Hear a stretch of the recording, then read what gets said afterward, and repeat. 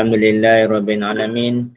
Bersyukur kita kehadrat Ilahi kerana dengan limpah dan kurnianya dapat kita bersama-sama lagi pada minggu ni, pada minggu yang seterusnya untuk kuliah kita sambungan, kuliah mingguan kita sepatutnya pada setiap hari Selasa.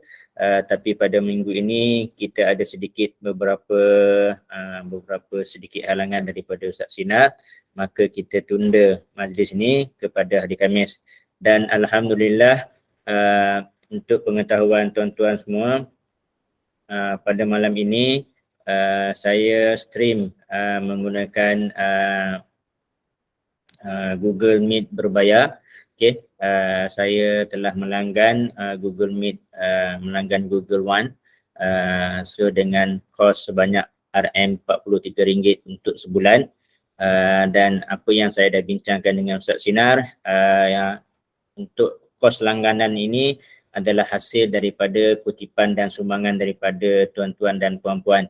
So alhamdulillah, saya berterima kasih sekali lagi kepada tuan-tuan dan puan-puan yang mana ada beri sumbangan kepada kami. Okey, duit sumbangan tuan-tuan tu akan kami gunakan yang pertamanya untuk membayar kos langganan ni, dan juga untuk penyediaan nota-nota seperti di Ustaz Sinar sediakan nota, saya sediakan nota dan sebagainya.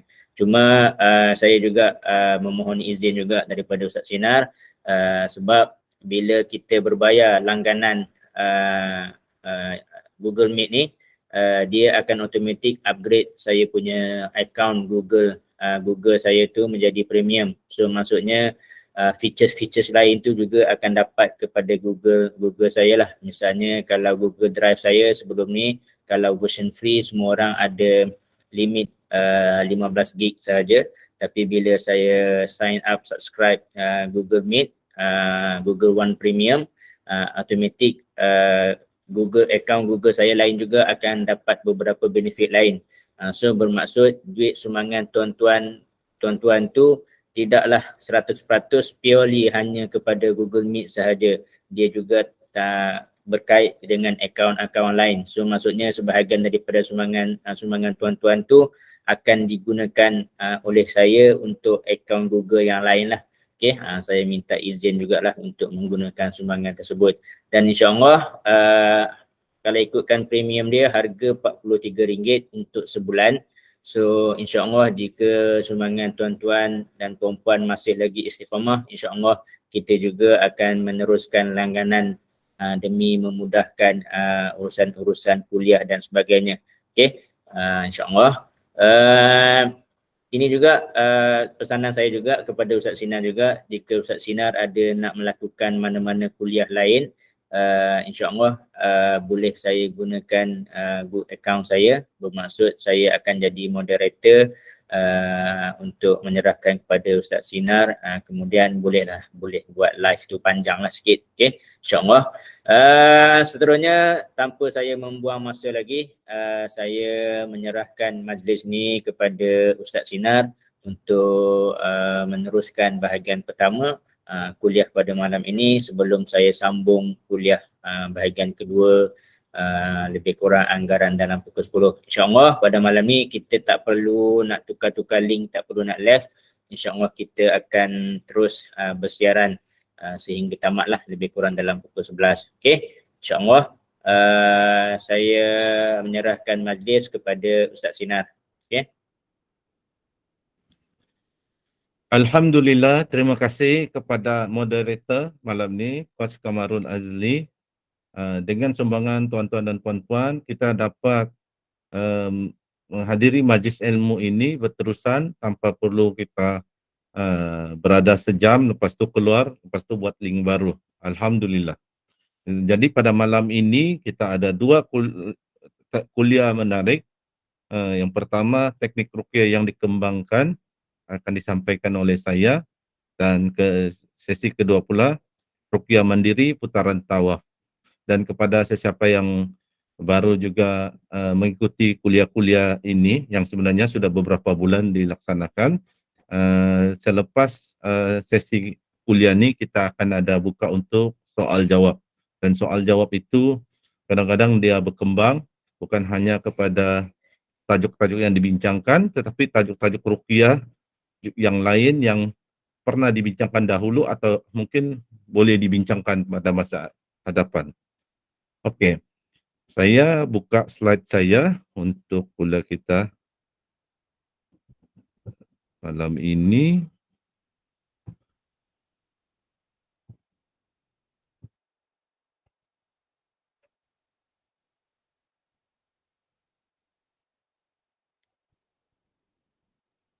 Okey, kita akan bermula insya-Allah.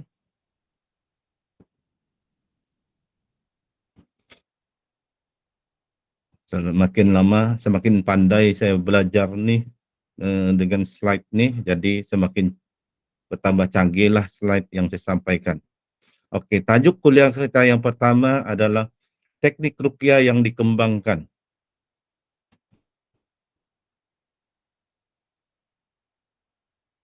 Apa yang dimaksudkan dengan teknik ruqyah yang dikembangkan adalah saya ingin memberi penjelasan bagaimana kita menggunakan teknik-teknik asas menjadi teknik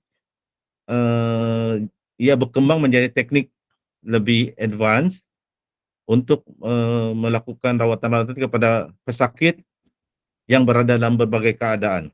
Sebab pesakit ni dia apabila dibacakan ruqyah, ia boleh berada dalam berbagai keadaan tenang atau ada kerasukan penuh atau cuma kerasukan sebahagian di kaki saja atau di tangan yang bergetar atau tiba-tiba pesakit rasa ingin lari, pesakit ingin ke dapur ambil pisau dan sebagainya.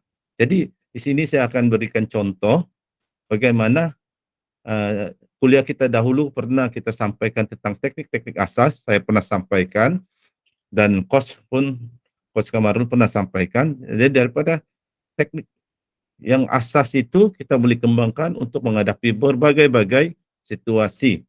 Tidak perlu kita macam zaman-zaman dulu punya ilmu, kemudian ada basic level, advanced level, perlu pergi berzikir di gua batu, bertapa di satu gunung, atau berwirid, berzikir di sungai tengah malam, pukul 12 malam, pukul 1 malam, berzikir dan sebagainya. Tidak perlu. Yang penting kita ada ilmu, ada pemahaman, kita boleh meruqyah. Tidak semestinya meruqyah orang lain, boleh meruqyah diri kita sendiri dan keluarga kita sendiri. Jadi dalam kuliah ini, kita akan melihat beberapa contoh keadaan pesakit dan bagaimana meruqyah apabila berlaku keadaan itu.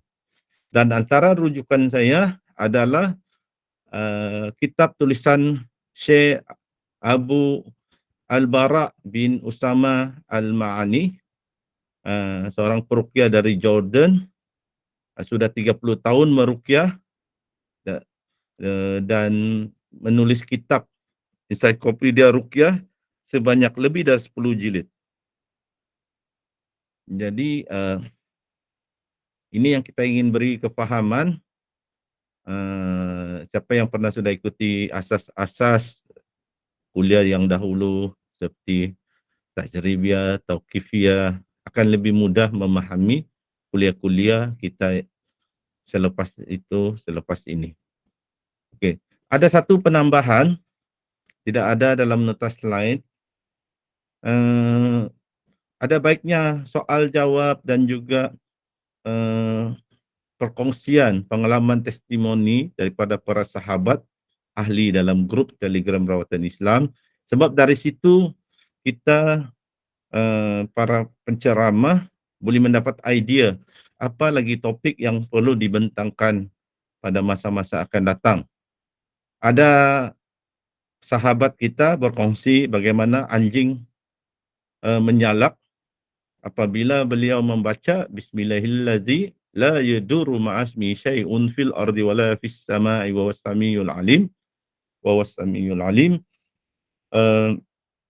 Anjing itu jadi tenang, tidak agresif. Cuma ada jadi soalan, bukan kita mempertikaikan, tapi ada soalan-soalan tentang hembusan nafas dan menunjuk yang diterangkan. Jadi Saya tidak akan panjang lebar.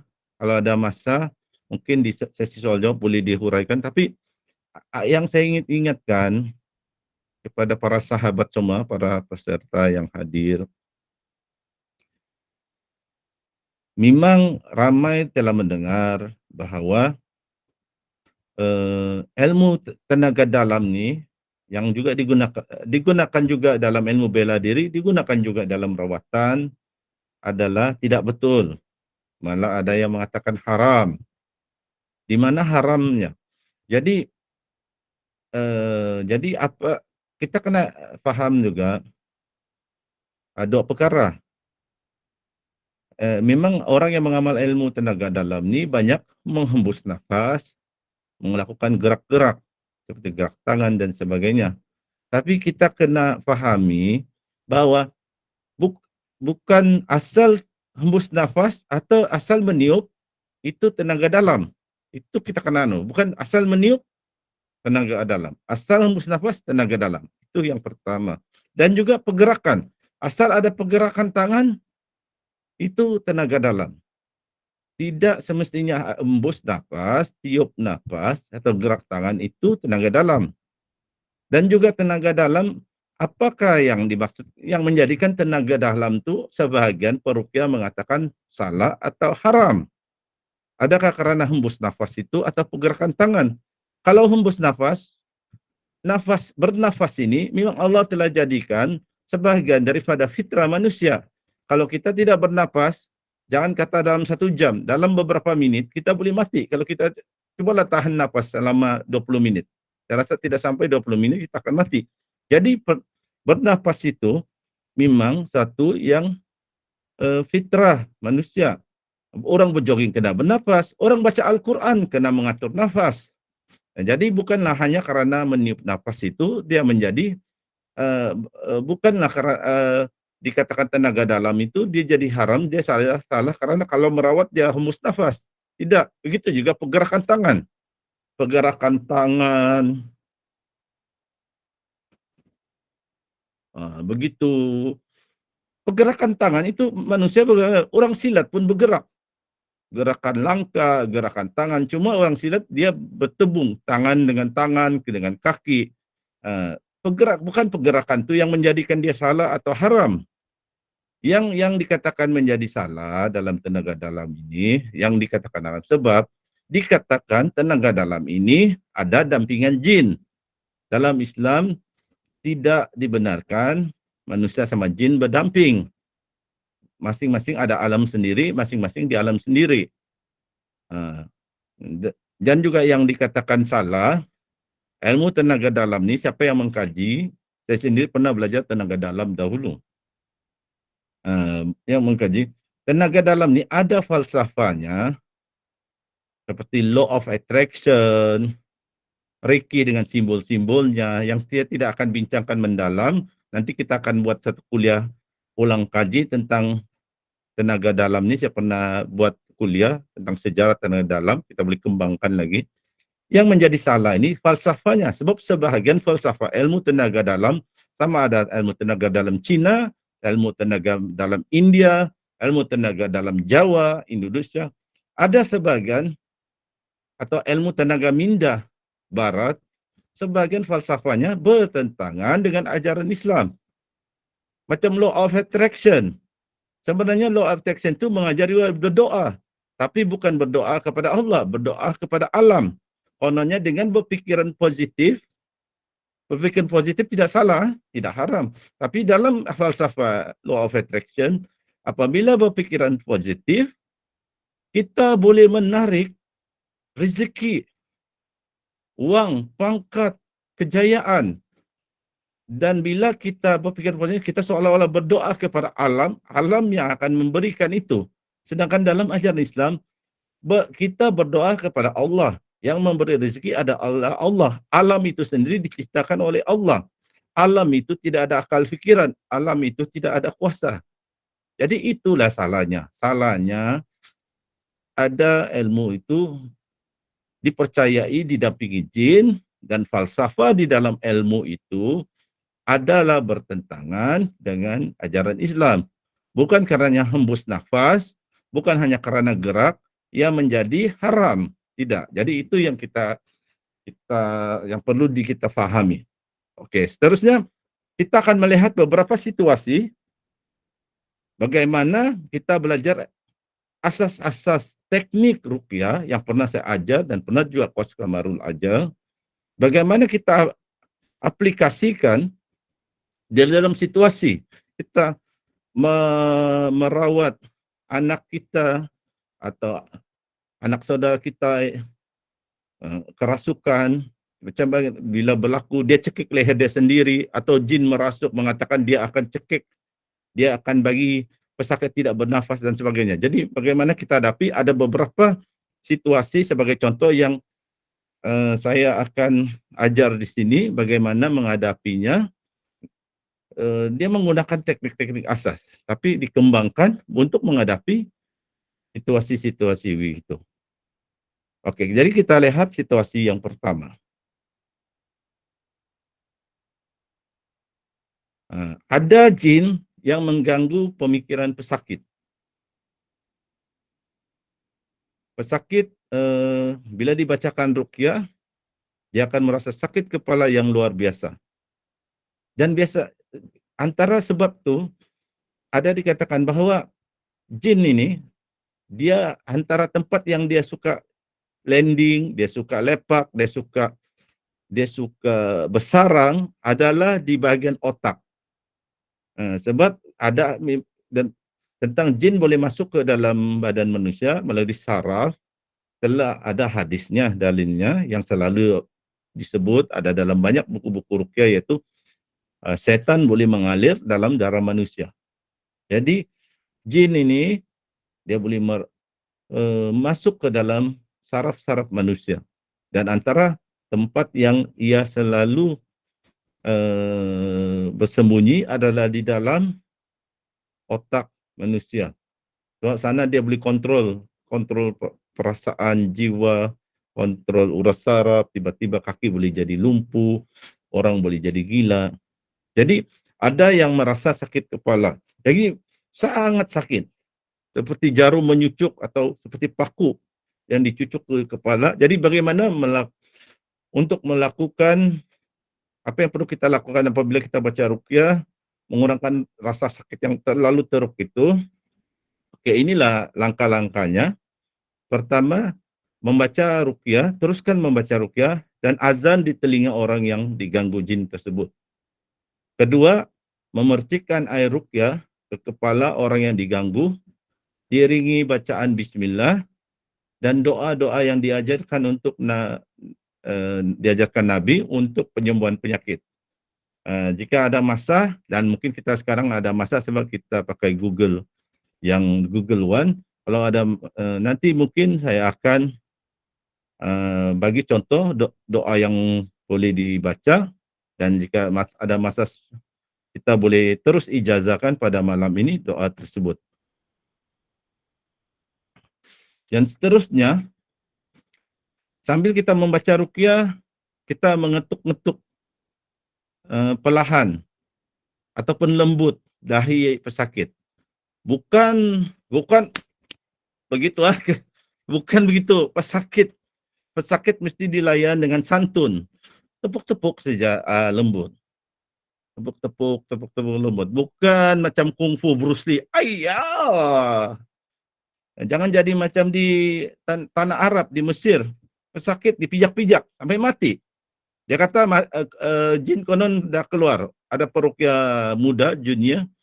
Ini jin ini merasuk, jin dah keluar. Bila pesakit dah diam-diam, dia kata jin dah keluar. Sebenarnya bukan saja jin yang keluar, nyawa pesakit itu pun dah keluar, meninggal dunia. Ada tu tertulis dalam buku kitab-kitab ruqyah. Jadi kena hati-hati ya, sebab kalau kamu merawat, siapa merawat, mati pesakit, kalau keluarga pesakit buat laporan polis, boleh kena tangkap, kena masuk penjara. Cari lawyer, bayar lawyer bukan murah-murah. 10.000, 20.000, 30.000. Itu pun belum pasti akan lepas.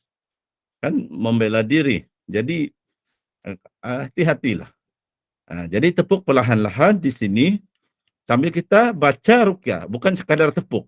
Kalau kita cuma tepuk hembus, itu mungkin tenaga dalam tanpa baca ayat-ayat ruqyah. Kita baca ayat-ayat ruqyah, doa-doa ruqyah sambil kita tepuk-tepuk dahi lembut secara tidak terlalu kasar. Seterusnya, dahi pesakit juga boleh disapu minyak zaitun atau misik putih. Misik ini antara di Indonesia juga disebut misik, yang biasa kita di Malaysia kita sebut kasturi. Misik putih adalah minyak wangi kasturi putih. Yang sudah dibacakan ruqyah. Sambil terus meruqyah pesakit, kita sapu di sini. Beli juga banyak tempat juga beli sapu di belakang pun, tapi antaranya di dahi. Jika tiada ada kasturi putih, boleh juga lah guna kasturi hitam. Sebab kasturi hitam pun ada kegunaannya untuk menyedarkan pesakit yang pingsan contohnya. Jadi kalau Syekh Abu Al-Bara untuk situasi ini dia sorkan kasturi putih. Kalau ingin beli kasturi hitam putih saya kurang pasti, boleh order dengan Coach Kamarul Azli. Coach Kamarul ada menjual minyak kasturi. Jadi begini, ialah asas dia. Daripada asas biasa yaitu baca ruqyah, azan, percikan air. Dia asasnya sama tapi berdasarkan satu situasi kita boleh ulang-ulang atau tumpukan fokus kepada satu teknik. Jadi seterusnya, kalau situasi yang seterusnya, ya yang lebih berat, jin yang merasuk mencekik pesakit. Sama ada pesakit itu tangan dia bergerak, dia cekik leher dia sendiri, atau pesakit itu tangannya tidak bergerak mencekik leher dia sendiri, tapi dia kata dia rasa leher dia seperti dicekik. Dia sukar untuk bernafas. Jadi bila situasi demikian berlaku, kita bolehlah melakukan beberapa tindakan. Katakan kita meruqyah istri kita ke anak kita, tiba-tiba kerasukan, tiba-tiba yang memang selalu dijumpa nih, pesakit mencekik dirinya sendiri. Jin itu kata, oke, kamu mau kalau kamu bacakan ruqyah saya cekik nih pesakit. Itu pesakit kerasukan. Jadi apa yang perlu dilakukan antaranya kalau pesakit sudah katakan dia rasa lehernya tercekik atau dia tangannya bergerak mencekik lehernya, antaranya kita meniup nafas setelah membaca ayat atau doa ruqyah, bukan hembus nafas begitu sih ya, bukan begitu. Baca ayat Al-Fatihah, ayat kursi, hembus ke mulut pesakit. Ini yang diajar oleh Syekh Abu Al-Bara Usama bin Yasin Al-Mani. Tapi apabila kita sebut mengembus nafas, meniup nafas ke mulut pesakit, jika pesakit itu anak kita, silakan Bapak hembuslah nafas. Nak ludah pun ke mulut anak, silakanlah. Tetapi jika pesakit itu bukan mahram kita datang, peruqyah pula nafas berbau, jadi elakkanlah tiup nafas tu ke mulut pesakit. Mungkin cepat lari itu jin, tapi pesakit pun pengsan sebab terkena pencemaran udara. Jadi kalau yang nafas berbau dan sebagainya, hembuslah ke leher pesakit saja pun boleh, atau dari jauh saja sebagai isyarat saya hembus. Pesakit mungkin berada 1 meter di hadapan, mungkin pesakit perempuan, hembus dari jauh saja sebagai isyarat saja. Jadi itulah kita kena memahami, kita kena guna akal fikiran untuk memahami. Jangan kata ada hadis Nabi meludah mulut pesakit sembuh, kita pun kumpulkan kahak di mulut dan ludah mulut pesakit. Jangan haraplah lepas itu kita kena bagi hadiah uang ke apa, silap-silap itu keluarga pesakit akan buat laporan polis. Nabi ada sunnah, ini kita kena pahamlah kalau yang tidak ada belajar. Sunnah Nabi ini bukan semua kita perlu ikut. Ada sunnah yang kita boleh ikut, ada sunnah yang kita tidak boleh ikut.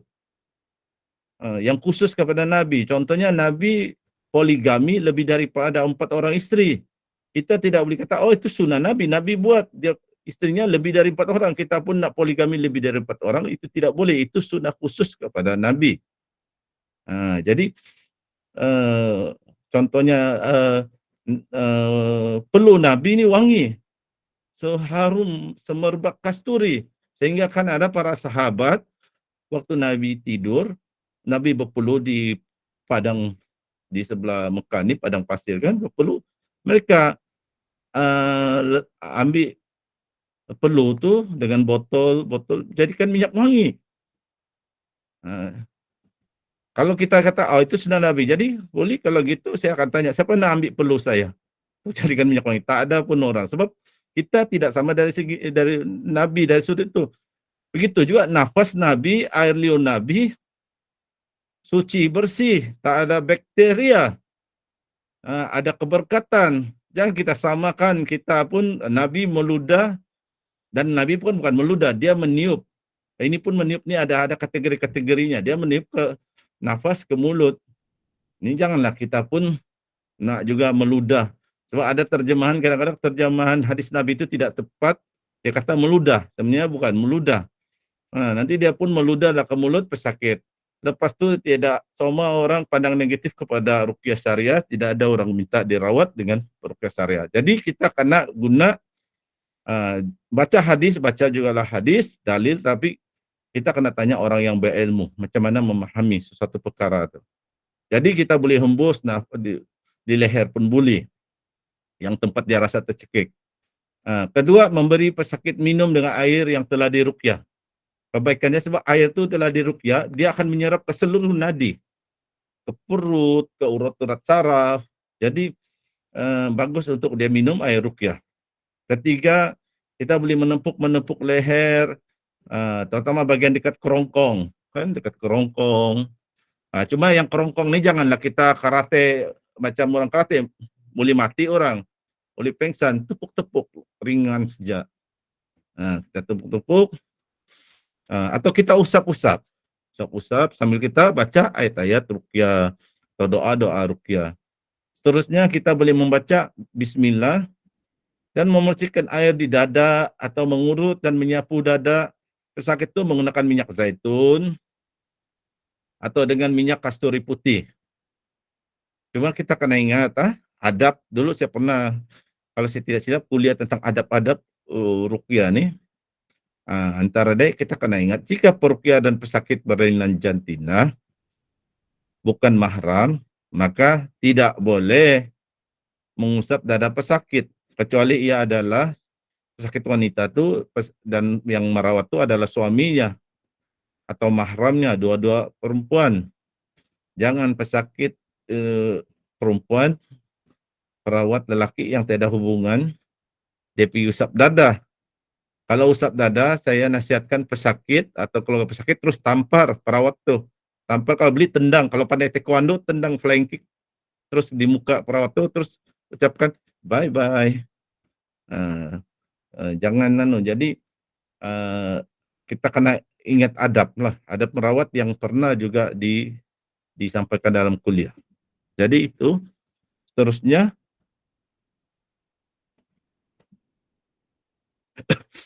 jin yang merasuk membuat lumpuh jari-jari tangan, jari-jari kaki, sakit. Jadi apabila rasa lumpuh atau kebas, ataupun ada pesakit itu dia tidak kerasukan penuh, tapi tangan dia bergegar-gegar gitu, bergerak gitu, macam orang menari. Jadi apa yang boleh dilakukan? Ingat, mesti membaca ruqyah. Sambil membaca ruqyah, mengetuk-ngetuk jari yang lumpuh tersebut dengan kayu kecil. Kita ambil kayu-kayu kecil seperti ranting bidara. Lepas itu kita ketuk-ketuk lah.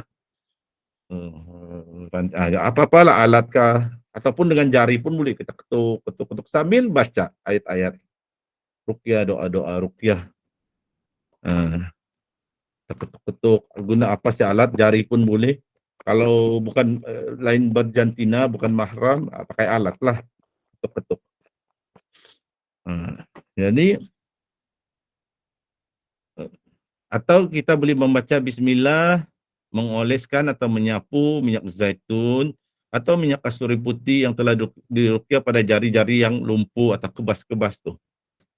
Terusnya kita boleh meniup nafas ke arah jari-jari yang lumpuh tersebut secara khusus, atau kita secara umum tiup kemana-mana tubuh, ke belakang, ke umbun-umbun, ke kaki, hembus, baca hembus, hembuslah.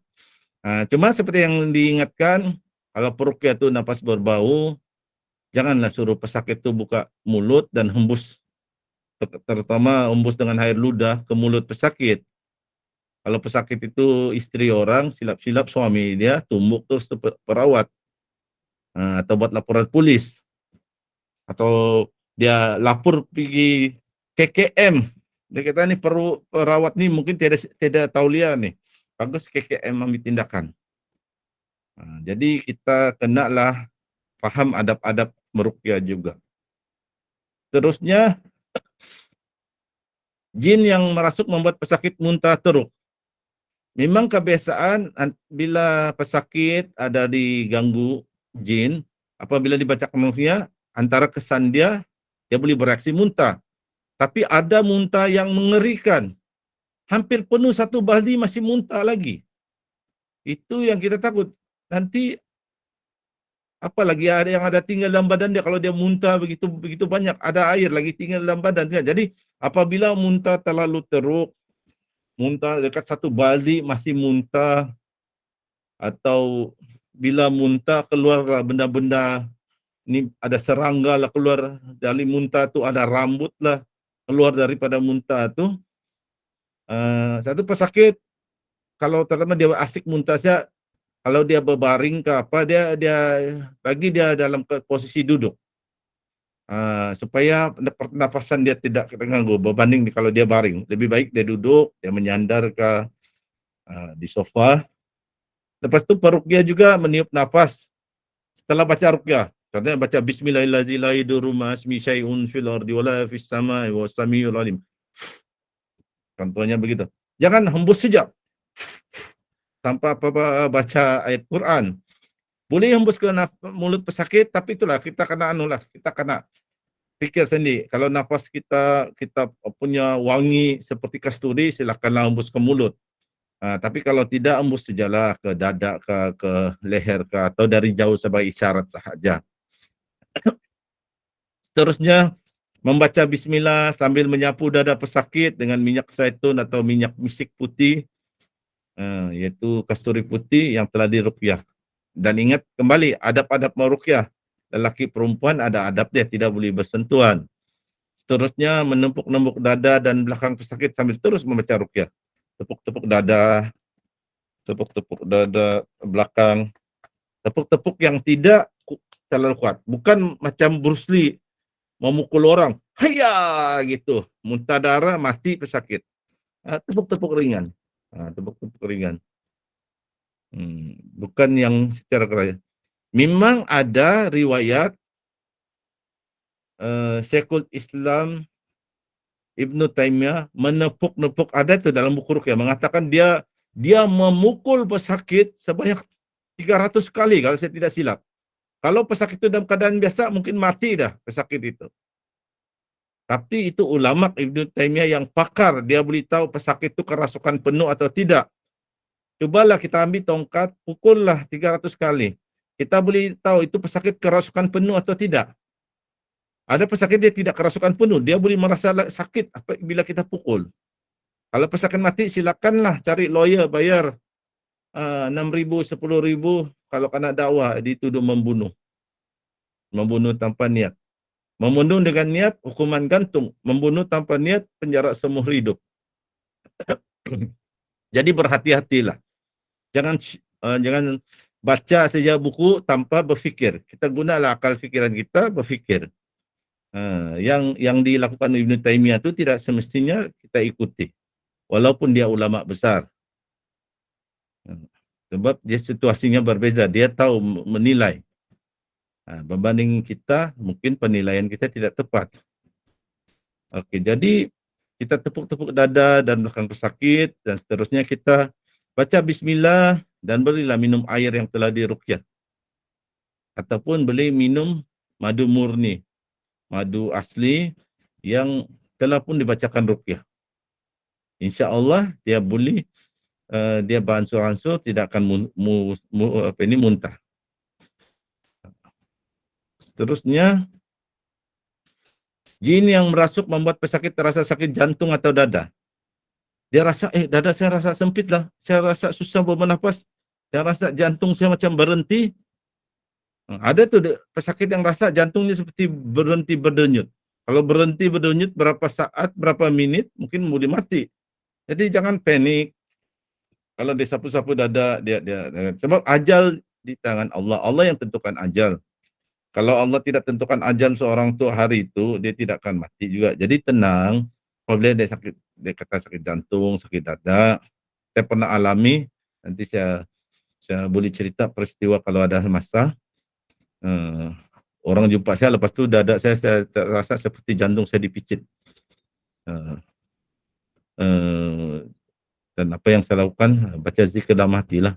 Jadi yang untuk ini situasi ini pula, kita pesakit yang sakit jantung atau rasa sakit dada, kita boleh baca ruqyah, hembus nafas, tiup nafas di mulut pesakit jika sesuai. Pesakit itu anak kita, silakan. Atau adik kita, ataupun hembus sajalah di leher, di tengkorok, kerongkong, gitu. Atau di ubun-ubun, atau di dada, kan? Kalau ini sakit di bagian dada. Kedua, kita boleh membaca bismillah sambil memberi minum pesakit dengan air yang telah diruqyah. Seterusnya kita boleh membaca bismillah, menyapu dada dengan mengurut ringan, sapu-sapu dada, tepuk-tepuk sikit pun boleh, menggunakan minyak zaitun atau minyak kasturi putih yang telah diruqyah. Semua ingat, semua tindakan-tindakan dilakukan sambil membaca ruqyah. Sambil baca Al-Fatihah, bismillah, la haula wala quwata illa billah, sambil baca zikir kan. Hasbunallah wa ni'mal wakil. Allahumma rabban nas, Allahumma rabban nas, Allahumma rabban nas. Ya Allah sembuhkanlah, ya Allah sembuhkanlah. Itu ruqyah syariah. Kita mesti ada baca ayat-ayat Quran, doa-doa atau zikir. Bukan sapu-sapu saja, bukan tenaga dalam, tidak. Dia ada doa dia, air itu pun didoakan. Kita baca ayat Quran baru kita hembus. Jadi begitu dia punya cara. Jin yang merasuk membuat pesakit pengsan. Jadi bila pesakit pengsan, antara yang boleh dilakukan mengusap wajah pesakit dengan air yang telah diruqyah. Boleh juga guna botol spray di muka pesakit. Menepuk-nepuk belakang dan dada pesakit. Jangan tepuk kuat. Jaga adab antara lelaki dan wanita. Terusnya membaca bismillah, menyapu dada dan kening pesakit dengan minyak zaitun atau minyak misik putih atau minyak kasturi yang telah diruqyah. Membaca bismillah dan memberi minum pesakit dengan air yang telah diruqyah. Jika melakukan semua itu tindakan, kita boleh percik lagi semula air di muka pesakit. Ini kita boleh ulang balik, percik di muka dengan air, terutama yang air yang telah diruqyah. Itulah kadang-kala ada peruqyah kan, dia ada bawa botol-botol kecil di dalam beg kan, untuk dia spray di mulut pesakit, dia spray di muka pesakit, air yang telah diruqyah lebih awal. Mana itu botol saya, ada sekitar sini macam. Apa ini, itu yang ada peruqyah itu dia memang ada, kalau dia traveling dia ada bawa tuh botol kecil untuk di spray di muka sakit. Seterusnya setelah berbagai macam tindakan di atas dilakukan, sudah kita buat yang macam tadi itu kan, satu, dua, pesakit tetap tidak sedar. Bila pesakit tetap tidak sedar, maka apa yang perlu kita lakukan, sarankan kepada keluarga pesakit, biarkanlah itu pesakit. Kalau pesakit itu tidak agresif, dia cuma berjoget, dia cuma bersilat-silat, membuka bunga-bunga silat, kita suruh pesakit itu duduk diam-diam, bagus-bagus terkatakan. Atau tuh kadang-kadang pesakit jin yang mengganggu tuh berpura-pura tidur, menjadikan pesakit tidur. Biarlah dia beristirahat, dia tidur, sebab kalau dia bersilat-silat, dia menari zapin ke sebagainya, lama-lama dia penat, dia akan duduk, dia akan berehat juga itu. Bila tidak dilayan, dia akan duduk, dia berehat, dia akan baring, dia mungkin tidur. Jadi yang penting saja nasihatkan kepada keluarga pesakit, macam contohnya pesakit itu dia sudah duduk diam-diam, masih kerasukan, suruh abang dia jaga supaya jangan berlaku yang di luar jangka, tiba-tiba dia keluar, dia lompat keluar rumah, lari. Jadi lepas itu dia akan sedar juga tuh. Dia mungkin tidur, nanti berapa jam kemudian dia akan bangun. Nanti rawat lagi lah minggu depan kah, bulan depan kah. Ya, jangan paksa. Kalau memang tidak boleh dirawat sekali terus sembuh, jangan paksa. Rawat lagi esok kah, minggu depan kah, bulan depan kah. Begitu cara dia. Jadi kita sampai kepada penutup, kesimpulan dia, kita dapat lihat berbagai situasi rawatan dia back to basic. Seperti basic juga. Cuma kita ubah suai sikit, kita kembangkan sikit berdasarkan situasi. Dalam kuliah kali ini, tadi itu yang saya terangkan, kita dapat melihat berbagai teknik asas yang pernah kita sebut yang digunakan pakai rawat pesakit. Ada teknik tepukan, sapuan, tiupan, menggunakan herba, menggunakan air, menggunakan herba, minyak zaitun. Jadi penyakit ringankah, seriuskah, itu teknik-teknik asas juga yang digunakan pakai, tapi diubah suai, dikembangkan mengikut keadaan. Kesimpulannya, rawatan advance untuk sakit yang lebih teruk dalam ruqyah syariah bukan bergantung dengan teknik-teknik sahaja yang canggih, complicated, teknik jurusan kah, atau mesti ada herba yang hanya boleh jumpa di Himalaya untuk merawat, atau mesti ada azimat kah. Tidak perlu tu. Balik kepada asas, tapi kita sesuaikan dengan situasi.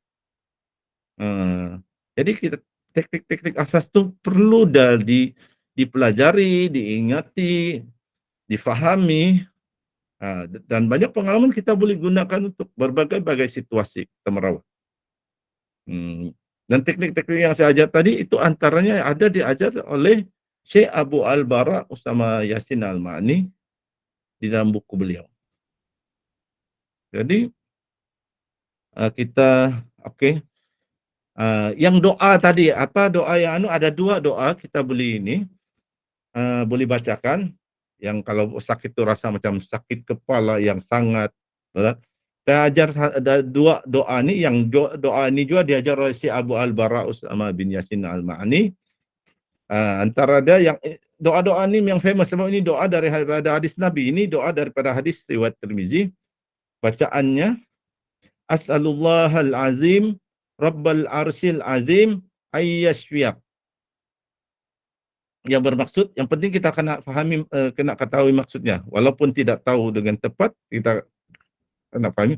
Maksudnya, aku memohon kepada Allah yang agung, Tuhan pemilik aras yang mulia, agar menyembuhkanmu. Jadi, kita boleh baca. Kalau ikut hadis itu diulang baca 7 kali. Tapi kalau situasi tidak mengizinkan banyak berulang kali, mungkin boleh baca sekali, 3 kali. Memang ada kalau lagi mendalam dihuraikan lagi doa seperti ini. Ada lagi kalau macam kita mau kita baca kepada pesakit lelaki, ujung tu kita sebut ayasfiyak atau ayasfiyaka. Kalau pesakit tu perempuan, dia punya tata bahasa dia, nahu dia ayasfiyaki. Kalau ramai-ramai pesakit duduk depan kita, kita sebut ayasfiyakum. Tapi itu tenang-tenang, tidak perlulah kita sampai ke sana dulu. Kalau belum, kita belajar dulu, biasakan baca dulu. Ni lafaz ini yang daripada hadis Nabi. Apapun situasi, gunalah ni lafaz ni. Tidak salah menggunakan lafaz sepenuhnya lafaz yang diajar oleh Nabi. Kalau kita belum lagi tahu ujung ni mau, kalau lelaki bagaimana sebutannya, ayasfiyaka, perempuan ayasfiyaki. Kalau kamu ramai-ramai ayasfiyakum, Kalau merawat di sini ayasfiani contohnya. Tidak perlu baca saja ikut lafaz yang dalam hadis Nabi. Yang doa yang kedua adalah baca, dan ini pun daripada hadis Nabi, ini riwayat Imam Muslim, yaitu Bismillah, Bismillah, Bismillah, A'udzubika, A'udzubillah, A'udzubillahi wa qudratihi min syarri ma hajidu wa huwazir. Dia lafaz ini ada beberapa lain riwayat ada berbeza sedikit dia punya sebutan. Ada tu Bismillah, A'udzu bi izzatillahi wa qudrati. Yang ini ada A'udzubillahi wa qudrati.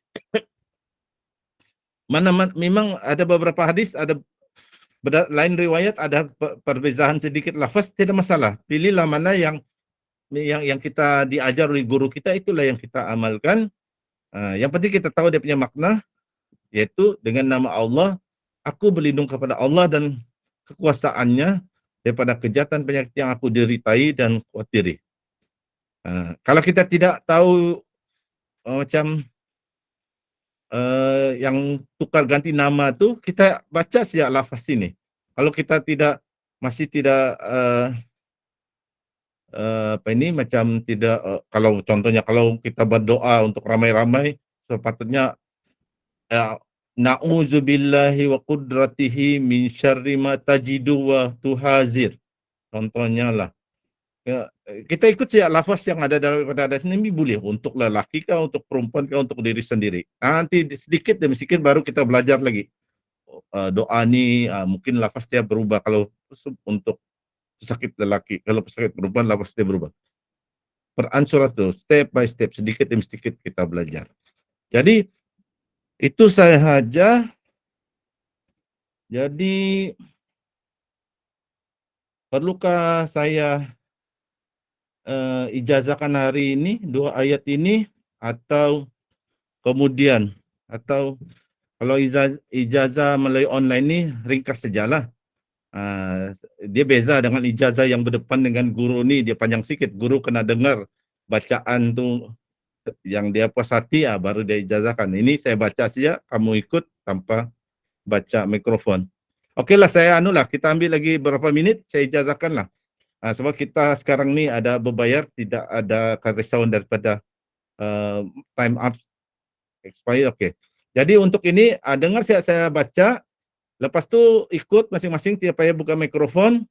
Kita ulang baca 3 kali, lepas tu saya katakan saya ijazahkan doa ini untuk diamalkan sebagai rawatan, dan masing-masing sebutlah saya terima ijazahnya. Okey, dengar saya baca 1 kali, lepas tu ikut saya baca tanpa perlu buka mikrofon masing-masing. Okey, bacaannya untuk ini. Bismillahirrahmanirrahim. As'alullahal azim Rabbal arsil azim ayyasfiyak. Okey, ikut tanpa perlu buka mikrofon. Kita ulang sampai 3 kali. As'alullahal azim Rabbal arsil azim ayyasfiyak. As'alullahal azim Rabbal arsil azim ayyasfiyak. As'alullahal azim Rabbal arsil azim ayyasfiyak. Kalau orang yang suara merdu, dia boleh baca ni dengan nada-nada irama tertentu.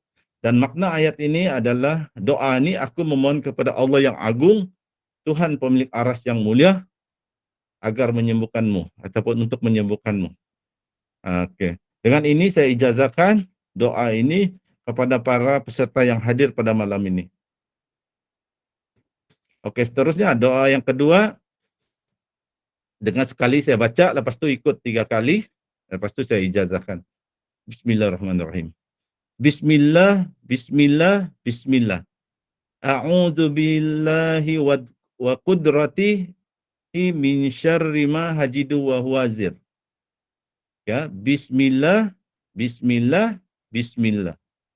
A'udzu billahi wa qudratihi min syarri ma hajidu wa huwazir. Ulang lagi. Bismillah, Bismillah, Bismillah. A'udzu billahi wa qudratihi min syarri ma ajidu wa huwazir. Okey, kali ketiga. Bismillah, bismillah, bismillah. A'udzu billahi wa qudratihi min syarri ma ajidu wa uhadzir. Maksudnya dengan nama Allah aku berlindung kepada Allah dan kekuasaannya daripada kejahatan penyakit yang aku deritai dan khawatiri. Daripada hadis riwayat Imam Muslim. Dengan ini saya ijazahkan doa ini untuk rawatan ruqyah. Alhamdulillah, itu saja kuliah untuk tajuk yang saya sampaikan pada malam ini. Jadi saya akan tutup slide ini. InsyaAllah nanti saya akan share slide ini. Maka dengan ini saya serahkan seterusnya kepada Coach Kamarul Azli. Silakan Coach. Okay, Alhamdulillah. Terima kasih kepada Ustaz Sinar. Saya juga menerima amalan tersebut. Wabil itu saya terima amalan tersebut daripada Ustaz Sinar. Okay, Alhamdulillah. Selesai untuk sesi yang pertama mengenai tentang teknik rawatan yang dikembangkan. Okay. Sebenarnya ini yang banyak berlaku. Cuma bila kita mengembangkan kaedah ni juga, kita kena merujuk balik semula kepada ulama. Kadang-kadang terlampau advance sangat kembang pun bahaya juga. Okay. Terlampau advance sangat kembang di mana ulama-ulama tidak bersetuju dengan kaedah tersebut. Okay. Tajuk saya pada hari ini adalah ruqyah mandiri putaran tawaf. Okay. Actually tajuk slide saya ini merupakan kesinambungan daripada last week punya kuliah, iaitu teknik-teknik asas rawatan Islam. Okay.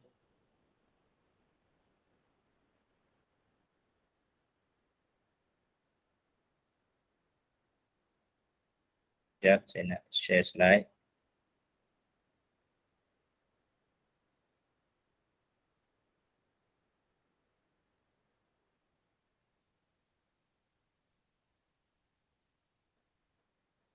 Okay, boleh nampak slide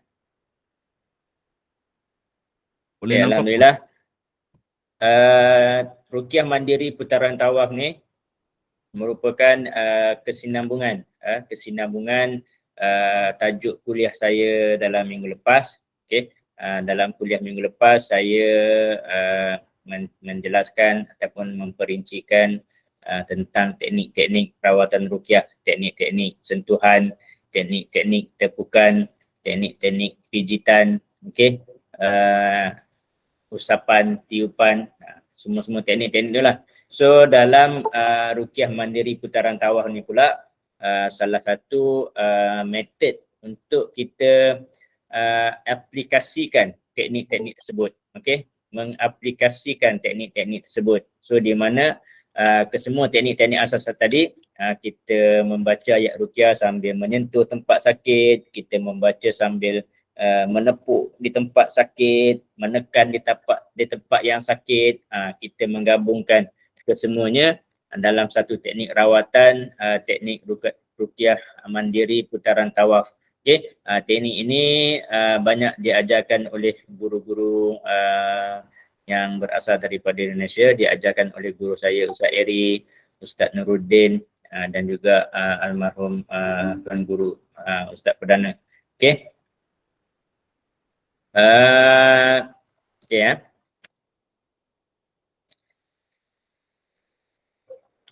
Okay, kaedah ruqyah mandiri putaran tawaf ni, kaedah ni sebenarnya dia simple saja.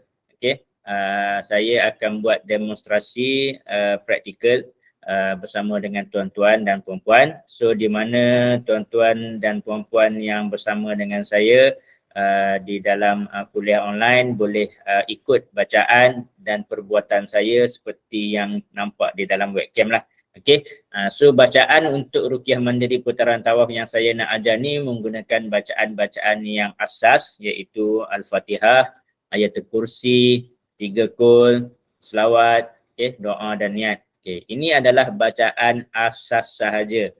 Cuma kalau tuan-tuan untuk apply sendiri nanti kemudian, kalau tuan-tuan hafal lebih banyak ayat-ayat ruqyah, bolehlah baca lebih banyak lagi. Ataupun jika tuan-tuan dan puan-puan ada membeli buku handbook ruqyah pembenting diri saya, boleh juga membacakan keseluruhan ayat-ayat ruqyah merujuk kepada buku panduan saya ni sambil buat ruqyah mandiri putaran tawaf.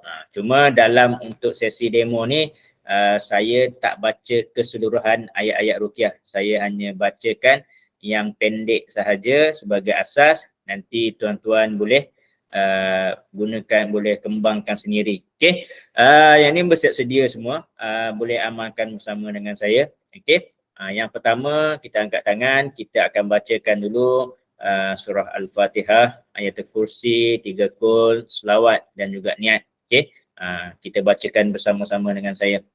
A'udzu billahi minasyaitonir rajim. Bismillahirrahmanirrahim.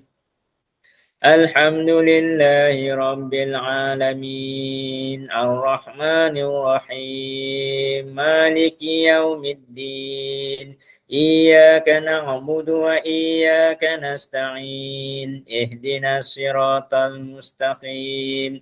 Siratal ladzina an'amta 'alaihim ghairil maghdubi 'alaihim waladdallin. A'udzu billahi minasyaitonir rajim. Allahu la ilaha illa huwal hayyul qayyum. La ta'khudhuhu sinatun wa la nawm. Lahu ma fis samawati wa ma fil ardh. Man zallazi yashfa'u 'indahu illa bi'iznihi.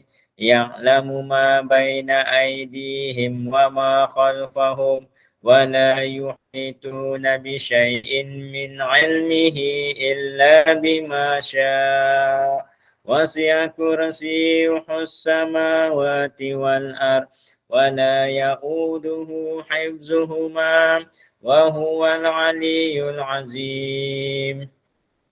A'udzu billahi minasyaitonir rajim. Bismillahirrahmanirrahim. Qul huwallahu ahad. Allahus samad. Lam yalid wa lam yulad wa lam yakul lahu kufuwan ahad.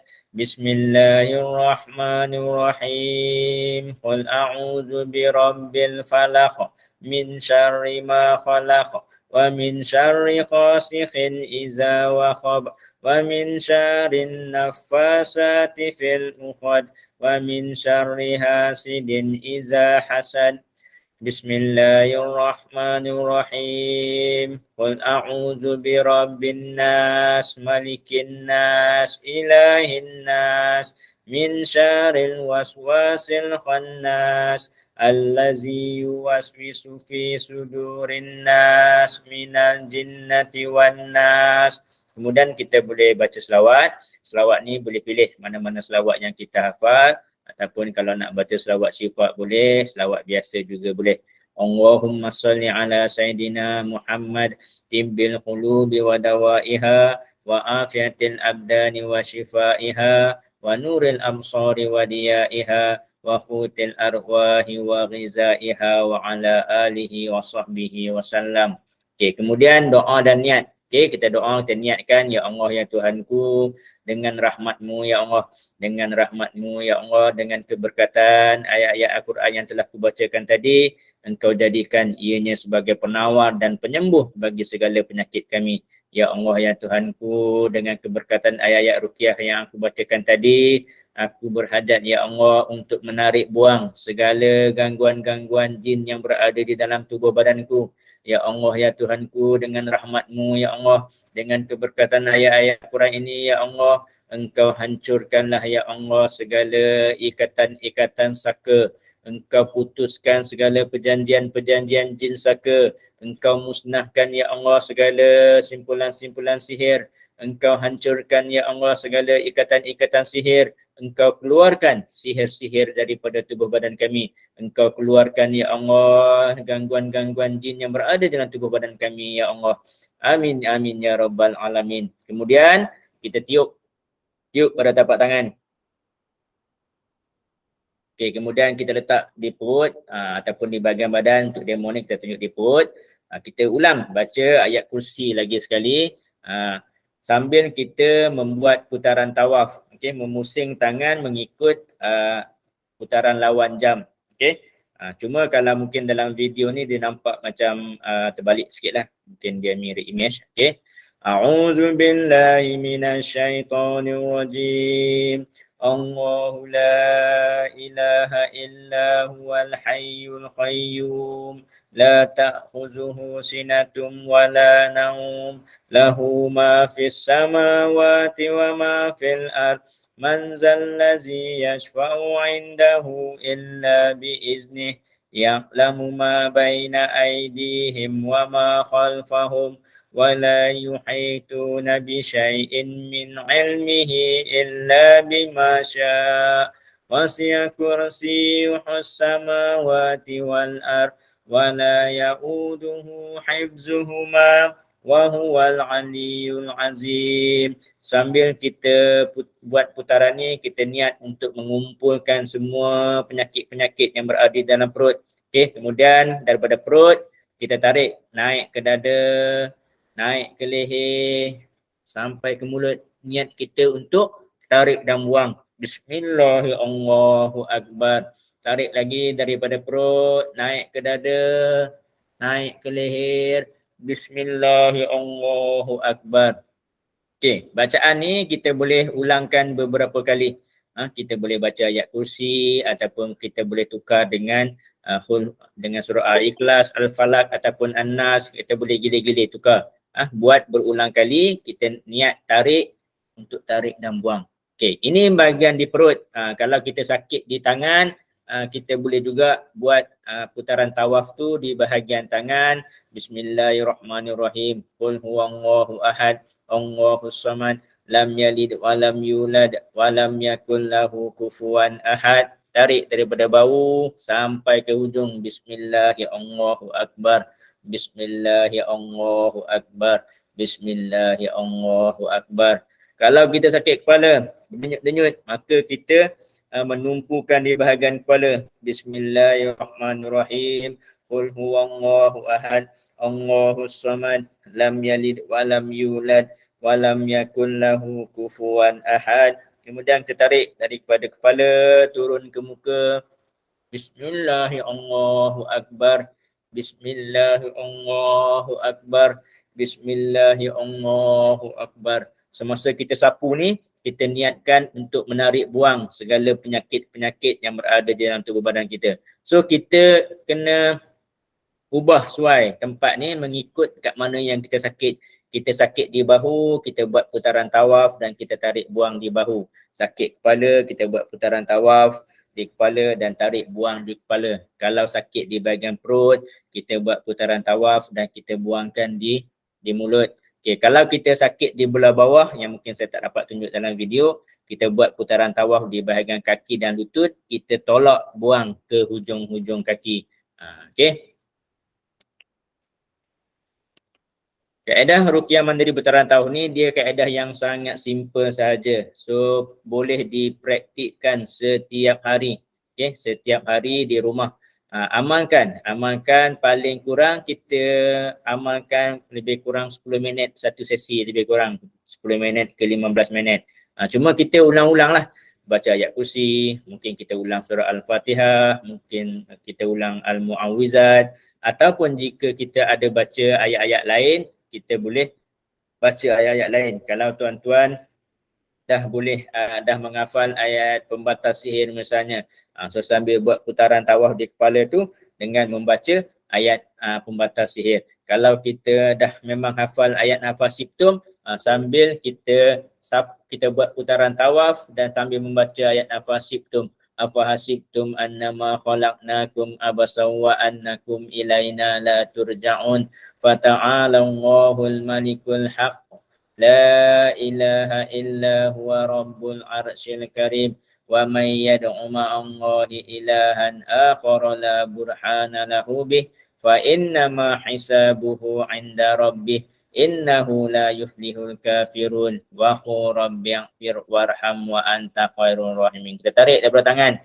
Bismillahi Allahu Akbar. Bismillahi Allahu Akbar. Bismillahi Allahu Akbar. Sambil kita buat putaran tarawih tadi juga, boleh juga sambil kita menepuk-nepuk di tempat-tempat yang kita rasa lenguh-lenguh sakit. Okey, kita tepuk di bahagian bahu, kita duk rasa berat bahu. Sambil kita buat putaran tarawih tarik tadi, kita juga boleh sambil menepis-nepis ni juga boleh. Okey, sakit kepala boleh juga kita tarik kat muka ni. Kalau rasa muka rasa mengantuk, sakit kepala, migrain, boleh buat putaran tawaf sambil mengetuk di kepala dan juga putaran tadi, tarik buang ke muka. Bismillahirrahmanirrahim. Bismillahirrahmanirrahim. Okey. Itu kita boleh amalkan. Okey. Tengok kat mana kita sakit. Cuma kalau di bahagian belakang, kita boleh sapu-sapu lah. Kita tak sampai tangan, kita buat, kita kibas-kibas macam tu. Okey, amalan ni tak ada masalah. Cuma dari segi yang kata apa, dari segi saya ajar ni, saya ajar asas sahaja, iaitu dengan bacaan surah Al-Fatihah, ayatul kursi, 3 qul, selawat dan juga doa-doa dan niat. Cuma jika tuan-tuan dah memang menghafal ayat-ayat ruqyah ataupun doa-doa lain, doa yang Ustaz Sinar Raja tadi pun juga boleh. Kita boleh buat juga. Bismillahillazi la yadurru ma'asmihi syai'un fil ardi wala fis sama'i wa huwas samiul alim. Tarik buang. Bismillah, bismillah, bismillah. A'udzu bi'izzatillahi wa qudratihi min syarri ma ajidu wa uhazir. Kita boleh buang. Okey, putaran tawaf ni juga saya juga menasihatkan boleh difokuskan ke anggota badan yang sakit. Kalaulah masalah sakit kepala, maka difokuskan putaran tawaf tu di kepala. Kalau sakit bahu, difokuskan putaran tawaf tu di bahu. Sakit lutut, difokuskan putaran tawaf tu di lutut. Ada juga masalah bagi gangguan yang nampak benda-benda gaib, nampak makhluk gaib dan sebagainya, maka putaran tawaf tu ditumpukan di bahagian mata dengan niat untuk menarik buang gangguan-gangguan yang berada di mata. Kalau telinga dia sering berdesing, kita fokuskan di telinga. Kalau dia sakit di bahagian jari, dia terasa menyucuk ataupun berdenyut-denyut, maka kita kena fleksibel dan kreatif mengikut kesesuaian masing-masing. Kita buat tumpukan di bahagian-bahagian jari mana yang kita sakit. Okey. Kaedah ni senang saja, cuma perlu istiqamah buat setiap hari. Okey. Satu sesi lebih kurang dalam 10 minit ke 15 minit. Nak buat pagi pun boleh, nak buat petang pun boleh. Pilihlah mana-mana yang waktu kita rasa lapang dan selesa untuk kita amalkan. Okey. Alhamdulillah, itu yang saya nak share pada hari ini.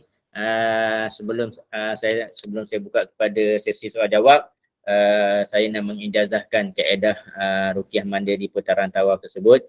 Dengan ini saya mengijazahkan mengajarkan kaedah ruqyah mandiri putaran tawaf seperti mana yang saya tunjukkan di video tadi untuk tuan-tuan dan puan-puan amalkan. Okey, saya juga memberi izin untuk tuan-tuan dan puan-puan mengajarkan kembali kaedah tersebut kepada orang lain. Nak ajar pada anak, nak ajar pada saudara mara, nak ajar pada kawan-kawan, silakan. Okey, dengan ini saya mengijazahkan mengajarkan kepada tuan-tuan dan puan-puan.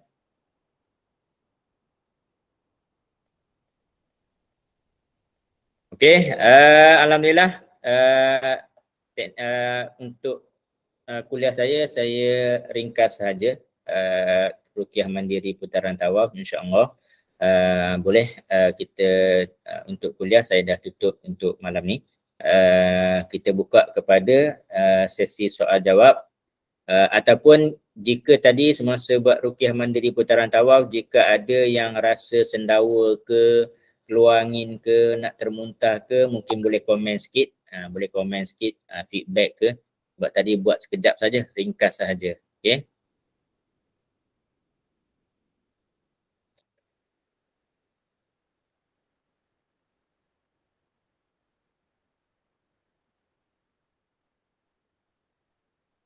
Ada soalan, boleh tanya soalan.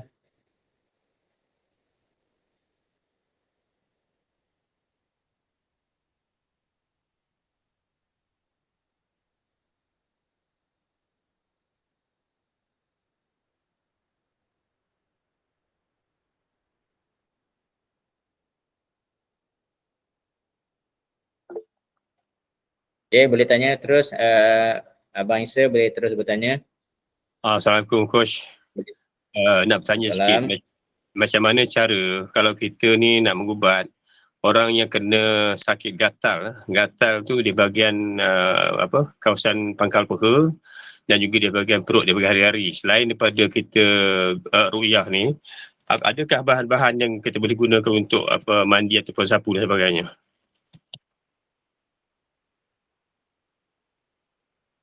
Okey, boleh.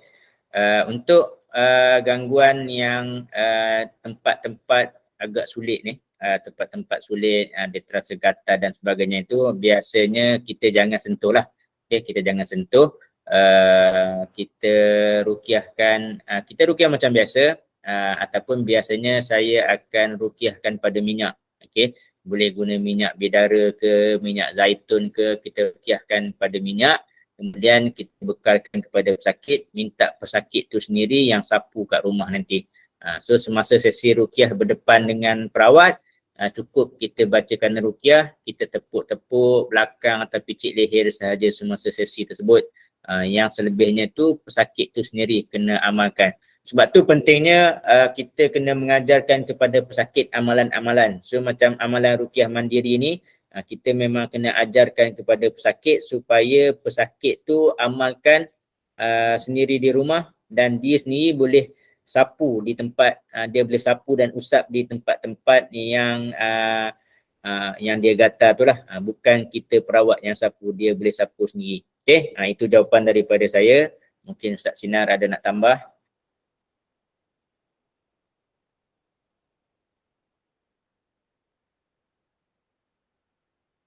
Okay, ada yang Ustaz Sinar nak tambah?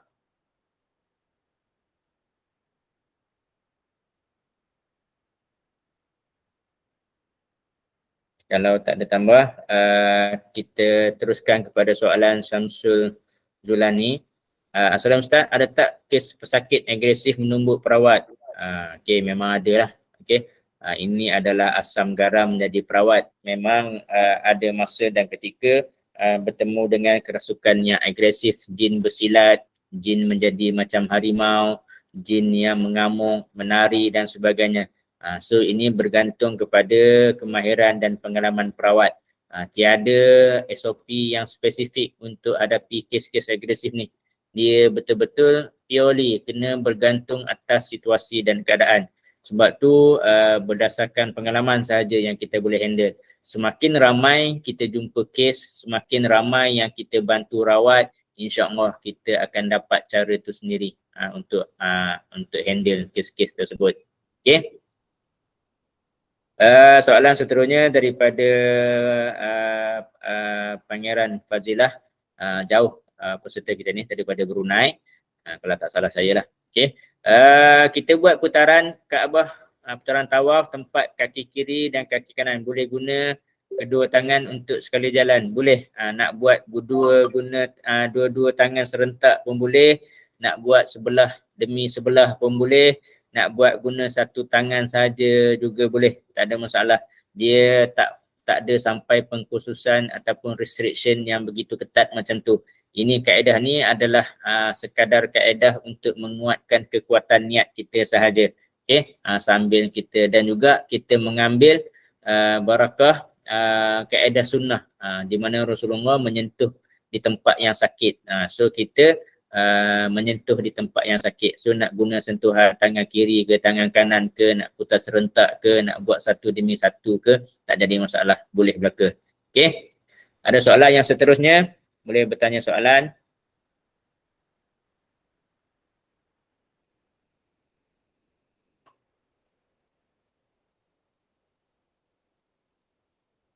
Ada soalan boleh terus bertanya di ruang komen ataupun raise hand. Dan juga boleh bercakap terus di secara live lah. Okey, boleh terus. Ada soalan lain?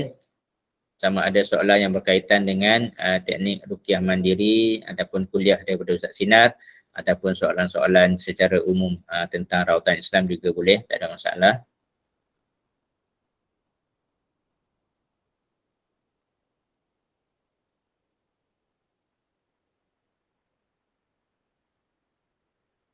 Teruskan Abang Isa. Assalamualaikum Coach. Ini nak tanya sikit berkenaan dengan apa nama tadi, ruqyah mandiri bertawaf tadi.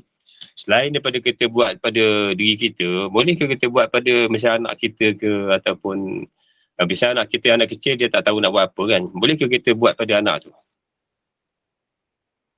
Ya, benar, boleh. Alhamdulillah, soalan yang baik. Tadi saya tunjuk praktikal tadi adalah kita buat kepada diri kita sendiri.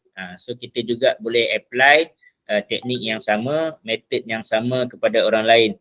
So bagi suami dia boleh applykan, boleh buatkan praktikal ni kepada isteri, boleh buatkan kepada anak, boleh buat kepada mak kita, ayah kita, ataupun kalau kita pergi hospital, kita jumpa orang sakit, kita boleh buat praktikal ruqyah mandiri ni kepada si pesakit yang tengah terbaring.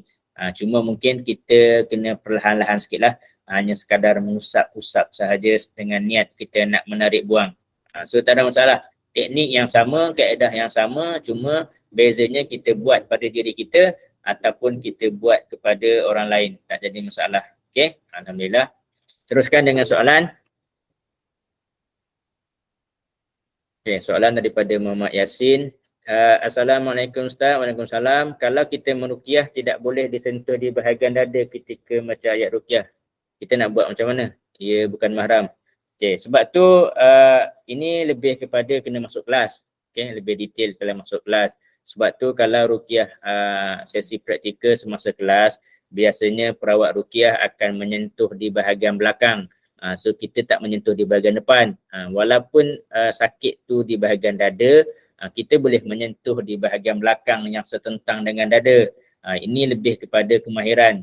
So ini adalah detail cara teknik rawatan. So ini sebaik-baiknya kena belajar secara berdepan. Itu satu. Yang keduanya, kita juga tak semestinya nak menyentuh direct sakit dengan tangan.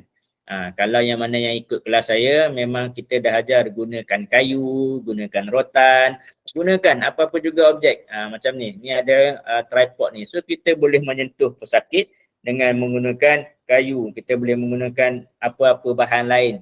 Tak semestinya kita mesti sentuh dengan tangan. Okey. Soalan yang kedua, Ustaz, dalam rawatan Islam ada ke pantang larang memakan sesuatu ketika dalam tempoh penyembuhan? Memang ada pantang larang lah. Pantang dia jangan tinggal solat, pantang dia jangan melakukan kesyirikan, itulah pantang larang dia. Okey. So semakin kita mendekatkan diri dengan Allah, insya-Allah itulah yang kita nak. So dia tak ada pantang-pantang makan ni. Yang pantang dia adalah jangan tinggal solat, jangan kita lawan ibu bapa. Itu antara pantang larang yang kita kena jagalah. Okey. Teruskan dengan soalan. Ada soalan Ustaz Sinar ada nak tambah? Terima kasih Coach. Penambahan saya berkenaan yang soalan sebelum ni. Pertama tentang kalau ada sakit kulit, biasanya saya akan guna herba utama saya biasa minyak zaitun yang saya campur dengan habatus sauda. Minyak habatus sauda untuk sapu, terutama kalau penyakit kulit. Dan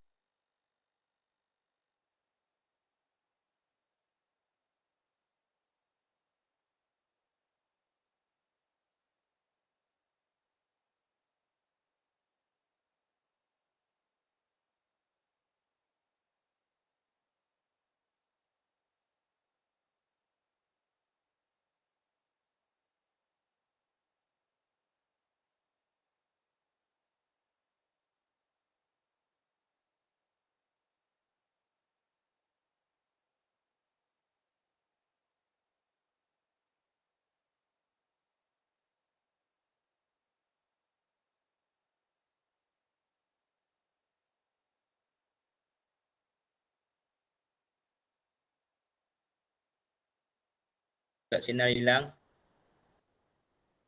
Ada yang Ustaz Sinar hilang ke apa? Ustaz Sinar juga hilang. Dari rendah mungkin terleft. Dia terleft kot. Okay, tak apa, saya sambung balik tengok pada soalan. Ustaz Sinar line putus kot. Okey, Ustaz Sinar kembali. Line putus ataupun diputuskan oleh jin. Okey, boleh sambung balik Ustaz Sinar. Okey, ya, tiba-tiba dia bercakap, tiba-tiba saya terputus. Terkeluar daripada ni Google Meet. Okey, berkenaan perkongsian pengalaman yang berkenaan dengan jin menumbuk. Orang kerasukan menumbuk. Cuba dia dari segi pengalaman saya begini. Setakat pengalaman saya, jika saya meruqyah satu orang tidak bersama tim, satu orang macam mana pun jin agresif, sebab saya belum ada yang menyerang saya yang sehingga saya kena lah. Sebab dari awal memang saya niat, bila saya meruqyah, pendekatan saya dakwah. Jin dia memaki hamun ke macam mana, saya akan berdakwah kembali kepada Allah. Dan jadi jin tu kalau saya suruh dia duduk, dia akan duduk, jin yang merasuk tu. Saya kata janganlah bersilat ke buat gaya apa ni. Saya kata sebab saya tidak akan mau berlawan dengan kamu, saya ingin berdakwah.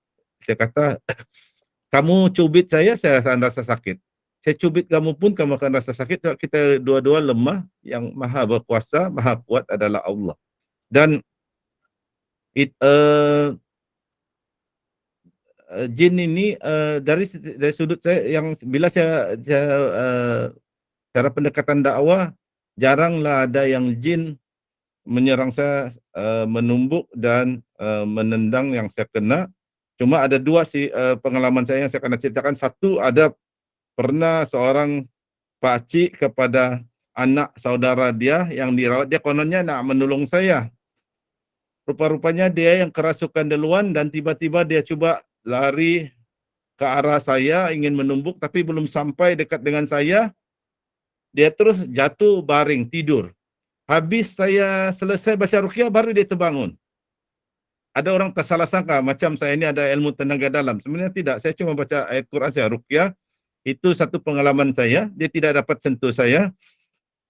Pengalaman kedua yang waktu kami rawat beramai-ramai, ruqyah masal. Dalam selalunya Islah, Quranic Healing, Sabah begitu, dia ada selepas kuliah, seminar dia ada ruqyah. Dan ada satu masa tu dibuat di kampung saya. Dan saya tahu orang yang pesakit memang akan ada kerasukan. Sebab saya kenal ada beberapa peserta tu memang mempunyai sakit yang berat. Dan saya tahu kampung saya ni agak sensitif. Nanti akan berlaku apa-apa, nanti terfitnah orang yang meruqyah dengan. Jadi saya lah yang ke depan. Kawan ni membaca ruqyah, ada satu anak saudara saya kerasukan yang agresif. Jadi saya untuk tidak menyinggung perasaan ini, sebab saya adalah pakcik dia. Jadi saya lah yang berdepan dengan dia, cuba ni saya dah boleh agak ada sesuatu tu yang menyebabkan dia agresif. Lepas tu waktu dia agresif tu, saya punya kacamata pun dia itu dia dah dapat sentuh saya, dia cuba tendang-tendang, dia dapat sentuh, dia punya kacamata terpelanting ke lantai. Tapi lepas tu saya runding dan di situ saya dapat tangkap apa masalah kepada jin tu. Dia bercakap sama saya dapat tangkap apa maksud dia. Jin tu berkata sebab yang anak saudara saya ni memang keturunan yang bersaka, di Sabah ni disebut ada Gimbaran. Jadi jin tu kata waktu yang baca ayat-ayat ruqyah tu, banyak yang pesakit hadir kuliah seminar ruqyah dan ada didampingi, rasa kesakitan. So ada baca ayat kursi. Jadi dia minta tolong dengan jin anak saudara saya ini yang dia kira pangkat kuat sikit lah, kuat yang jin kuat. Jadi minta tolong dengan dia. Jadi bila dia merasuk di badan anak saudara saya, dia jin, dia pun tidak akan dapat lawan dengan ayat kursi, ayat-ayat Quran. Jadi dia kalah malu, dia kesakitan, dia tidak dapat, sebab yang lain tu jin-jin lain yang kecil-kecil pangkat kopral minta tolong dia tidak dapat. Jadi dia agresif lah. Dia agresif, tapi bila saya berdialog dengan tenang, pendekatan dakwah, saya kata sebab saya kenal anak saudara saya kenal dia ni ada jin-jin keturunan. saya bincang. Lepas tu dia pun tidak lagi agresif, dia pun tenang. Saya bawa dia duduk, dia pun duduk, kami bercerita. Akhirnya terus yang saya dapat buat dia tenang, saya tahu jin ni dah kalah malu, dia orang yang jin-jin lain minta tolong dia pun tidak dapat tolong. Jadi banyak berkumpul orang tengok dia. Jadi saya minta yang lain tu kan keluar daripada kawasan dia, macam dia surau lama, ada surau masjid baru dibuat, jadi surau tu dijadikan tempat mesyuarat dan sebagainya. Jadi saya suruh keluar dari kawasan tu. Jadi yang lain tengok-tengok dari tingkap sajalah. Barulah dia tidak, sebab dia kalah malu, baru dia tidak agresif. Baru saya bawa berbincang. Akhirnya daripada perbincangan tu dia setuju, dia keluar dan dia akan cabut, dia kata jin-jin lain. Dia ni macam ketua jin lah.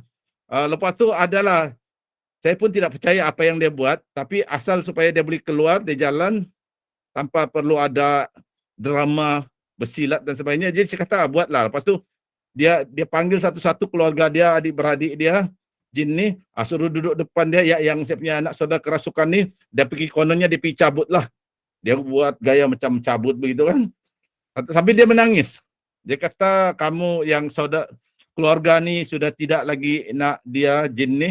Tapi dia keluar, dia cabut, last akhir sekali dia sendiri yang keluar. Pesakit pun sedar.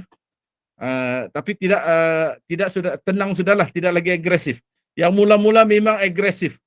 Yang peserta lain pun berteriak ketakutan sebab memang agresif, nak menumbuk, nak menendang. Jadi saya yang berdiri depan, saya punya kacamata pun terpelanting, kena sedikit sejalah di muka. Lepas tu bila saya berbincang dengan dia, dan bila saya dapat tahu kalau dia rupanya dia kalah malu, dia jin lain, dia katakan jin lain minta tolong dia pun tidak dapat sebab kami baca ayat Quran.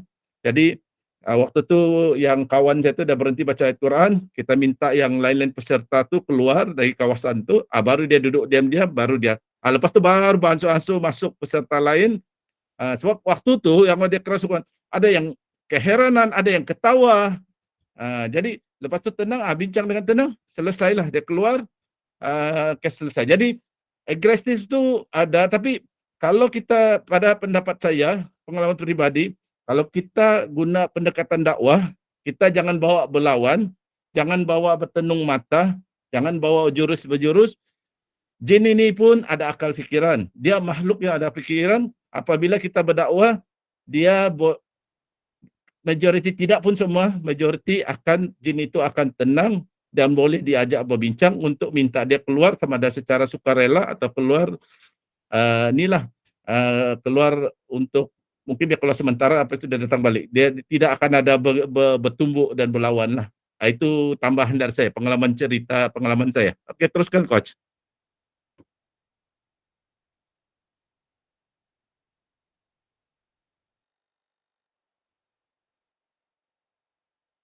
Mikrofon masih mute, Coach.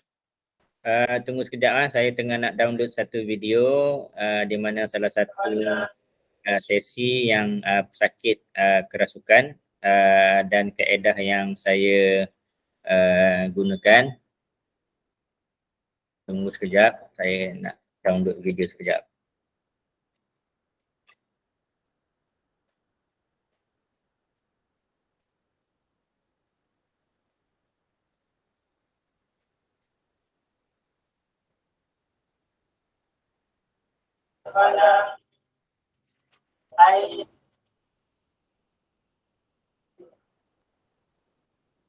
Sekejap.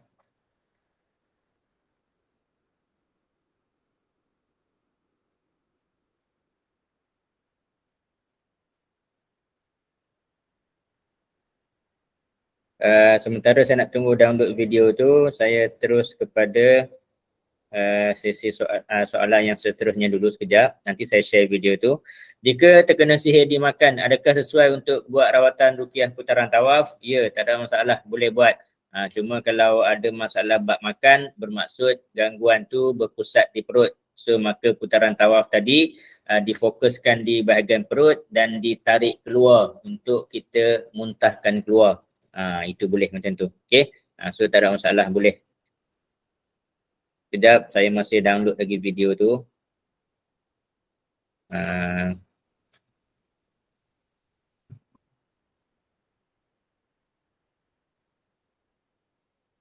Okay, ini salah satu video ni, boleh nampak video ni ya. Ini satu kes kerasukan yang pesakit tu bersilat. Dia membuka jurus satu, nak bersilat dengan saya. Tapi saya tak balas silat dia. Dia nak bersilat ke apa ke, saya teruskan azan sahaja. Okay.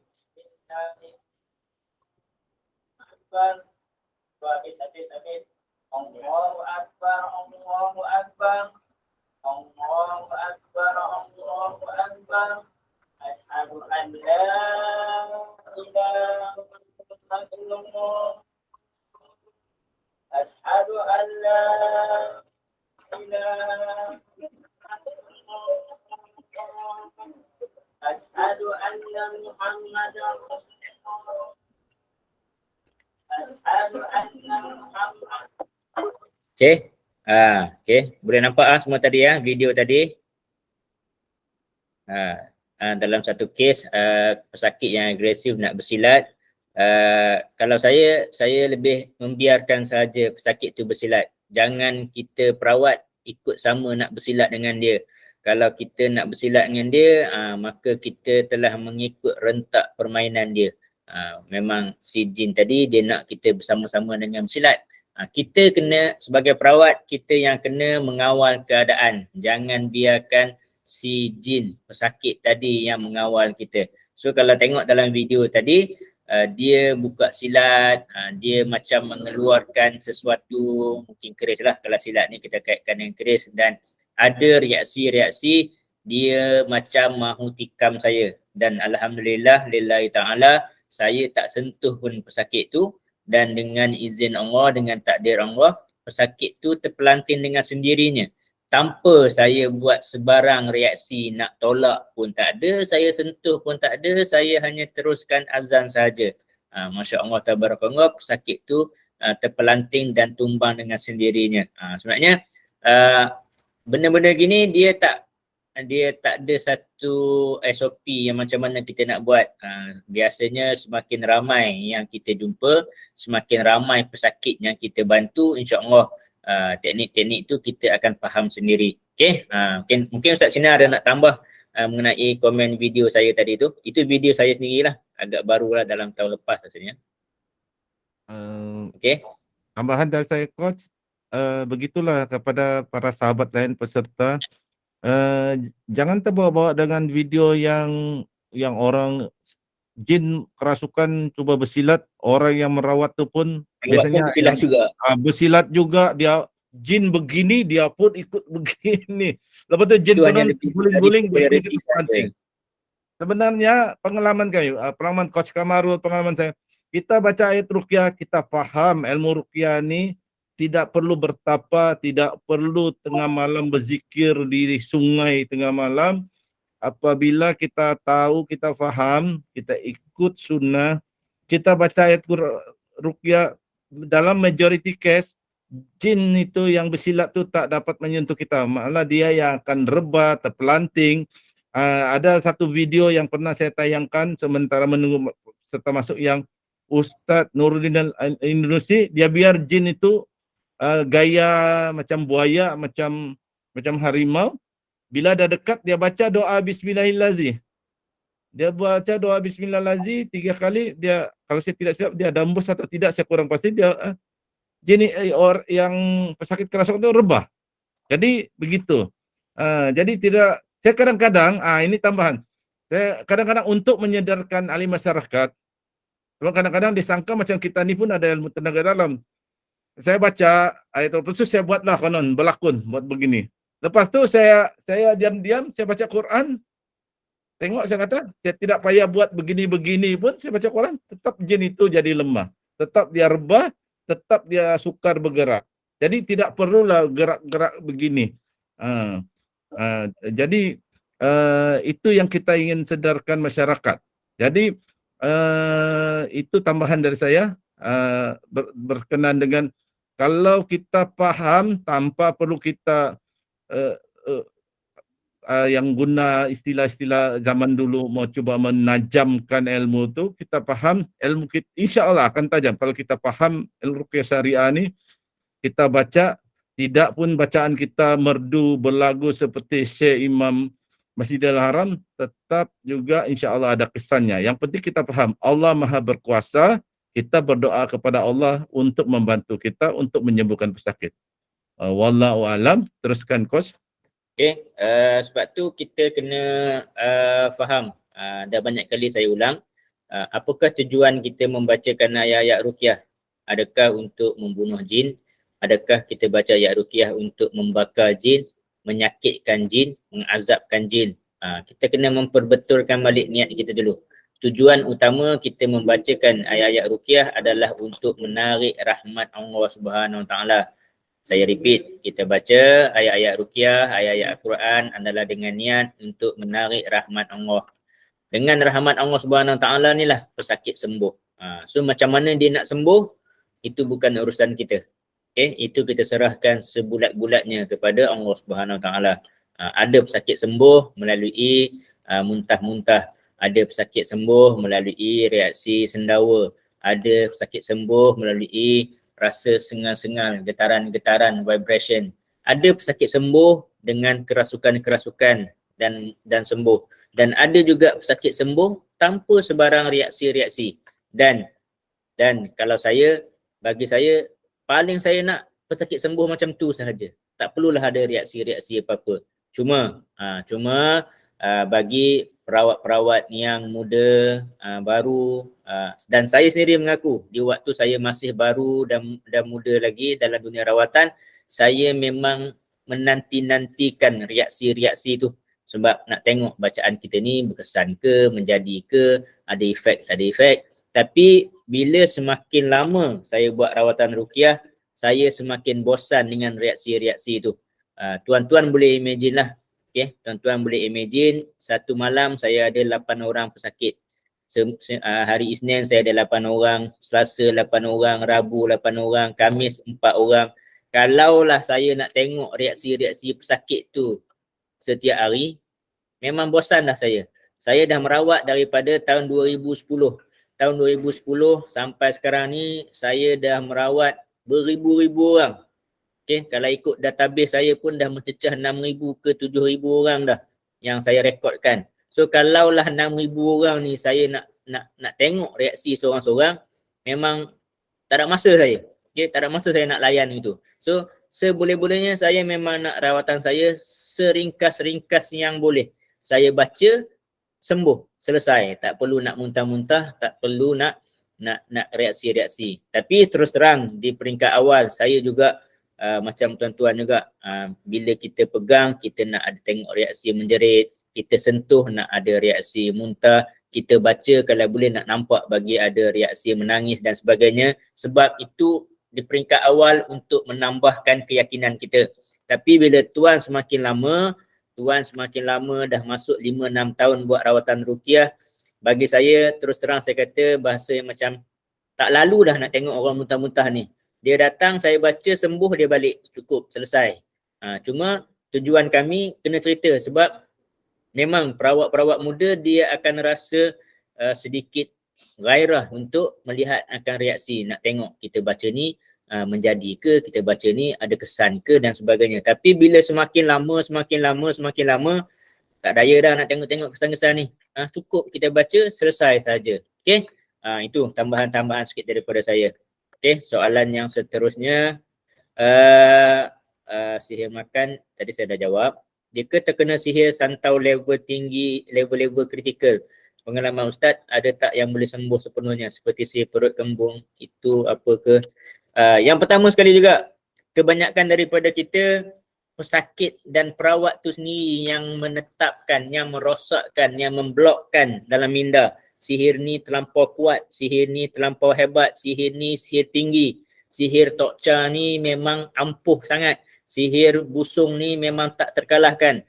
So bagi saya no such thing. Kita yakin saja dengan ayat Al-Quran. Okay? Dan kita juga kena yakin hadis Rasulullah, setiap penyakit pasti ada ubat. Okay? Setiap penyakit mesti diturunkan bersama dengan penawarnya. Cuma kita mungkin tak jumpa lagi penawarnya.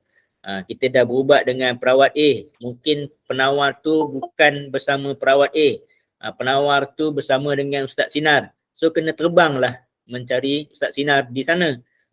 Dah jumpa dengan Ustaz Sinar, mungkin penawar tu bukan dengan Ustaz Sinar, mungkin bersama dengan sahabat kami Ustaz Akil Redha di JB, dan maka kenalah pergi ke JB untuk bertemu dengan sahabat kami. Sebab dia kesembuhan ni bukan milik kita. Kita hanya berikhtiar sahaja. Okay, so bagi saya penyakit yang dia kata sihir level tinggi ke, saka 7 keturunan ke, sihir tokca siam ke, apa juga gangguan, insya-Allah boleh sembuh. Kita yakin sahaja dengan janji Rasulullah bahawa setiap penyakit yang turun tu mesti bersama dengan penawarnya. Setiap penyakit pasti ada ubat dia. Cuma kita kena teruskan berusaha dan mencari ubat, teruskan berusaha mencari penawar. Itu sahaja. So insya-Allah jika nak, cuma kita kena faham, kita perawat tak boleh langsung nak menjanjikan pesakit tu sembuh. Itu bukan kerja kita. Okay, bukan kerja kita. Kalau awak datang berubat dengan saya garanti awak akan sembuh. Itu jangan sesekali. Jangan sesekali. Sebab tu dalam tagline saya, dalam mana-mana kuliah saya ataupun video saya tidak pernah sesekali memberi jaminan untuk sembuh. Paling saya takut. Okay. Memang ada perawat-perawat yang macam buat kata money back garanti sembuh dan sebagainya. Okay. Tapi kalau tuan-tuan betul-betul ikut panduan saya, ikut nasihat saya, ikut panduan amalan saya, kalau tidak sembuh pun tuan-tuan pasti akan nampak perubahan-perubahan positif. Itu yang kita kena tengok. Kadang-kadang walaupun kita tak sembuh-sembuh, tapi asbab daripada sakit sihir, asbab sakit daripada gangguan jin, kita mula beramal dengan ayat-ayat ruqyah. Kita mula menghafal ayat-ayat ruqyah. Kita mula kenal. Sebab sakit jin sihir lah tuan-tuan boleh kenal dengan Ustaz Sinar. Kalau tak disebabkan terkena sihir, terkena saka, tuan-tuan tak kenal saya. Tuan-tuan tak kenal Ustaz Sinar. Tuan-tuan tak kenal pun apa itu ayat-ayat ruqyah. So, buang mindset yang mengatakan ada sihir-sihir level tinggi. Ada sihir-sihir yang sangat kuat. Contohnya, banyak orang kata, kalau kena sihir tokca, hanya jumpa dengan tokca saja boleh sembuh. Kalau jumpa terkena sihir dengan orang asli, berubatlah dengan siapa-siapa pun tak sembuh. Kena cari orang asli juga. Ini adalah satu tanggapan-tanggapan yang salah. InsyaAllah kita boleh sembuh. Yakin sahaja dengan bantuan daripada Allah Subhanahu Wa Taala.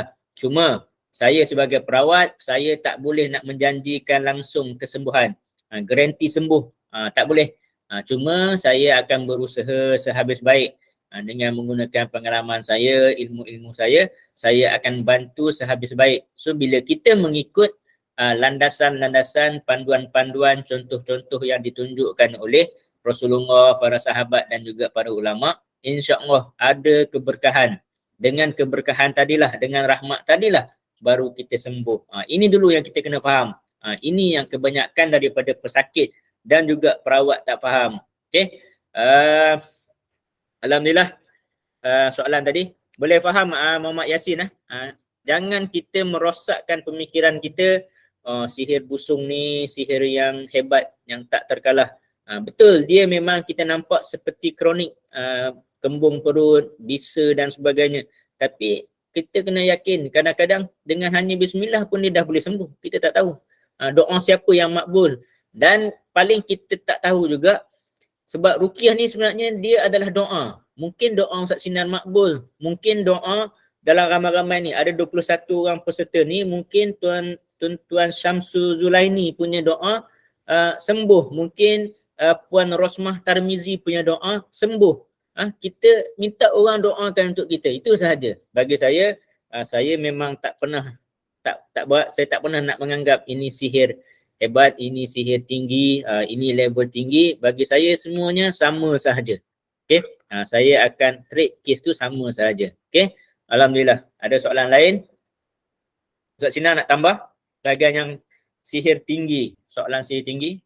Terima kasih Coach. Oke, ada 2 poin yang saya ingin tambah sini. Pertama, sekiranya keluarga kita sakit yang kritikal, kembung perut, kena busung, dan akhirnya dia meninggal dunia. Pertama kita kena yakinkan diri kita, kena paham, bukan karena sihir itu terlampau hebat kah penyakit itu yang menyebabkan dia meninggal dunia, tetapi memang itulah takdirnya Allah matikan dia, ajal dia karena sakit busung tuh. Ada orang mati karena accident, ada orang mati karena sakit coronavirus. Jadi dia memang Allah takdirkan dia akan mati akibat sakit kembung perut. Jadi dia mati bukan karena sihir itu terlalu hebat, tetapi memang itulah takdirnya. Allah takdirkan ajalnya sampai asbab dengan sakit, contohnya kembung perut. Itu poin pertama kita kena paham, bukan karena ruqyah tidak efektif dan sebagainya. Sebab memang itulah ajalnya. Dan saya akan insya Allah akan bagi kuliah tentang topik ini nanti di kuliah-kuliah akan datang. Poin kedua, kita kena pahami dari segi pengalaman, pergaulan saya dengan ini bertukar-tukar pendapat. Ini sihir macam mana pun levelnya tinggi, level 2, 3, 4 black belt kah, setiap sihir ni dia ada kelemahan. Cuma tukang sihir ni tidak ingin kita tahu kelemahan. Sihir siam kah? Dan mereka sebenarnya takut, terutama dengan peruqyah. Sebab kalau kelemahan itu terbongkar, mereka akan sengsara. Sebab mereka yang boleh menerima kesan balik, mereka boleh jadi lumpuh, mereka boleh muntah darah, tukang sihir itu boleh jadi gila. Dan ada, sebab bila mereka melakukan sihir, mereka telah buat perjanjian, minta pertolongan jin. Jin ini, ketua-ketua jin, bila ingin menolong, dia akan bagi syarat-syarat yang macam-macam. Yang kalau terlanggar satu syarat itu, dia boleh memberi mudarat kepada tukang sihir itu. Jadi, walau sihir level apapun tinggi, black belt kah, dia sebenarnya ada kelemahan. Kadang-kadang kelemahan dia dari sudut sekiranya pesakit itu berdoa, tukang sihir itu akan sengsara. Tukang sihir itu mungkin boleh jadi lumpuh, jadi gila. Dengan sebab ada hadis Nabi, orang yang dizalimi doanya makbul. Contohnya, jadi cuma kita terlalu kena psikologi, kononnya ada sihir yang terlalu kuat sampai kita terlupa bahawa Allah lebih maha berkuasa, lebih kuat dari segala-galanya. Yang penting asal doa kita dimakbulkan Allah, insya Allah kita boleh sembuh. Kalau kita tidak sembuh, memang itulah ajal kita. Asbab sejak yang mungkin kita sakit, mati karena sakit, mati karena aksiden dan sebagainya. Dan setiap sihir ni ada kelemahannya. Jadi jangan sangka sihir ni hebat tanpa tinggi. Ada kelemahan dan macam ada tambahan satu. Kisah ada testimoni daripada tukang sihir tahap tinggi di Indonesia yang bertaubat. Dia seorang wanita. Dia katakan dia punya ritual, kalau dia melakukan sihir, dia ni sampai bunuh orang pun pernah dengan sihir. Dia ada 3 mangkuk, 3 atau 5 mangkuk. Kalau 1 pecah mangkuk tu, dia masih boleh bertahan. Dia kata. Tapi kalau 3 pecah, dia tahu. Kalau pecah lagi selepas tu, dia yang sengsara, dia yang boleh mati. Dia punya ritual. Dia ada, setiap sihir ni ada kelemahannya, cuma kita tidak tahu. Kadang-kadang kelemahan dia, kita patahkan sesuatu, ahli sihir itu yang akan jadi sengsara. Contohnya. Jadi, tapi tidak perlulah petua-petua. Kita baca doa saja, insya Allah. Kita akan, kalau belum ajalnya, kita akan sembuh. Insya Allah, sama ada Allah akan azab tukang sihir itu di akhirat kelak, atau ada tukang sihir yang diazab di dunia lagi. Wallahu alam, itu saya tambahan saya. Teruskan. Alhamdulillah. Terima kasih daripada Puan Nur Mazuriati. Sebab sakit dapat kenal dengan Ustaz semua. Alhamdulillah. Okey, soalan yang seterusnya saya ambil sebab dah pukul 11 saya dah ada pesakit yang datang.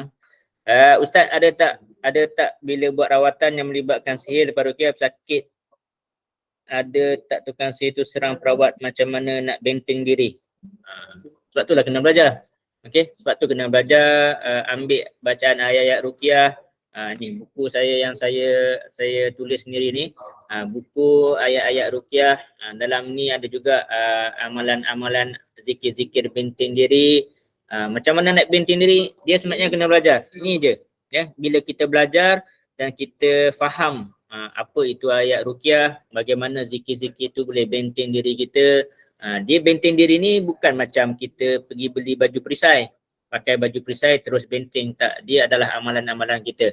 So ayat-ayat ruqyah, buku handbook yang buku pocket yang saya baru buat ni, ayat-ayat ruqyah pembenteng diri. Dalam ni ada kesemuanya, ayat-ayat ruqyah yang saya amalkan, boleh diamalkan, dan juga ada amalan zikir-zikir benteng diri. So kena belajar, dan sebaik-baiknya kena berguru lah. Sebenarnya kena berguru untuk belajar supaya kita faham. Okay. Okay, saya rasa itu saja daripada saya dan Ustaz Sinar pada hari ini. Siapa yang rasa berminat untuk dapatkan buku pocket ayat-ayat ruqyah pembenteng diri, boleh PM saya. Harga buku ni RM18, tak termasuk pos, RM18. Pos kalau Semenanjung Malaysia biasanya dalam RM7.50. Kalau pos ke Sabah Sarawak biasanya harga dalam RM15. Saya pakai GNT. So yang mana yang berminat untuk order boleh PM saya lepas ni. Okay, insyaAllah disebabkan kali ini saya sebagai moderator, saya yang akan last kali, saya serahkan kepada Ustaz Sinar sebagai ucapan penutup. Terima kasih Coach.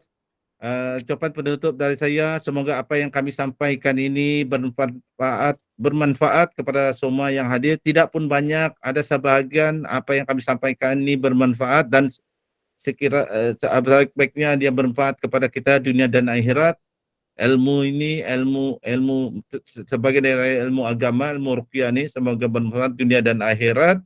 Semoga kita dilindungi Allah, dan saya memohon maaf sekiranya ada silap kata, terkasar bahasa, ada yang tidak sependapat dengan saya, memohon maaf. Ini masing-masing kita boleh pegang pendapat masing-masing. Itu saja dari saya. Saya serahkan kembali kepada Coach. Teruskan Coach. Okay, alhamdulillah, terima kasih juga pada kesemua peserta. Terima kasih. Dengan ini juga saya akan tutup majlis ini. Sekali lagi juga saya memohon untuk peserta semua, kelas ini adalah kuliah percuma, namun kami sangat mengalu-alukan sumbangan ikhlas daripada tuan-tuan dan puan-puan, terutama seperti yang saya jelaskan, Google Meet kali ini saya dah subscribe premium, so saya perlu bayar kepada Google setiap bulan. So sekarang ni marketing, nak menyampaikan ilmu juga bukan percuma lagi. Saya perlu bayar kepada Google. Kadang-kadang benda-benda macam ni kita tak nampak. Kita cuma nampak ilmu tu kononnya dijual sahaja. Sebenarnya untuk kita menyebarkan ilmu ni, dia memerlukan teknologi. Kena ada komputer yang baik, handphone yang baik, kena ada laptop ke, kena ada kamera dan sebagainya untuk video cam dan sebagainya. Okay, kadang-kadang bagi macam Ustaz Eri misalnya, mereka lagi mengupah pula orang lain untuk mengedit video dan sebagainya. Untuk tuan-tuan, sekadar untuk tuan-tuan kalau nak tahu, kalau upah macam poster di belakang saya tu, upah design saja mencecah RM50 ke RM100 untuk upah design saja, belum printing lagi. Okay, kalau yang ni upah ni nak buat buku ni, upah editor sahaja RM1,000. Okay, upah editor sahaja. Okay, belum lagi masuk printing buku. So sebenarnya bukan tujuan saya nak berkira dengan duit, tapi sebenarnya harga RM18 tu adalah kos untuk yang kena saya tanggung juga. Ada kos yang saya kena tanggung untuk upah editor dan sebagainya. Okay, so itu saja untuk hari ini. InsyaAllah kita akan berjumpa lagi di minggu hadapan. Di minggu hadapan nanti saya akan bincang dengan Ustaz Sinar. Ada kemungkinan minggu depan kita akan buat kuliah tu pada hari Rabu. Hari Selasa saya macam ada hal sikit di minggu hadapan. InsyaAllah di minggu hadapan kita akan buat kuliah ni pada hari Rabu. Nanti kita akan bagi link semula lah dan tajuk-tajuk. Okay, itu saja. Kita tutup majlis dengan tasbih kifarah dan surah Wal-As.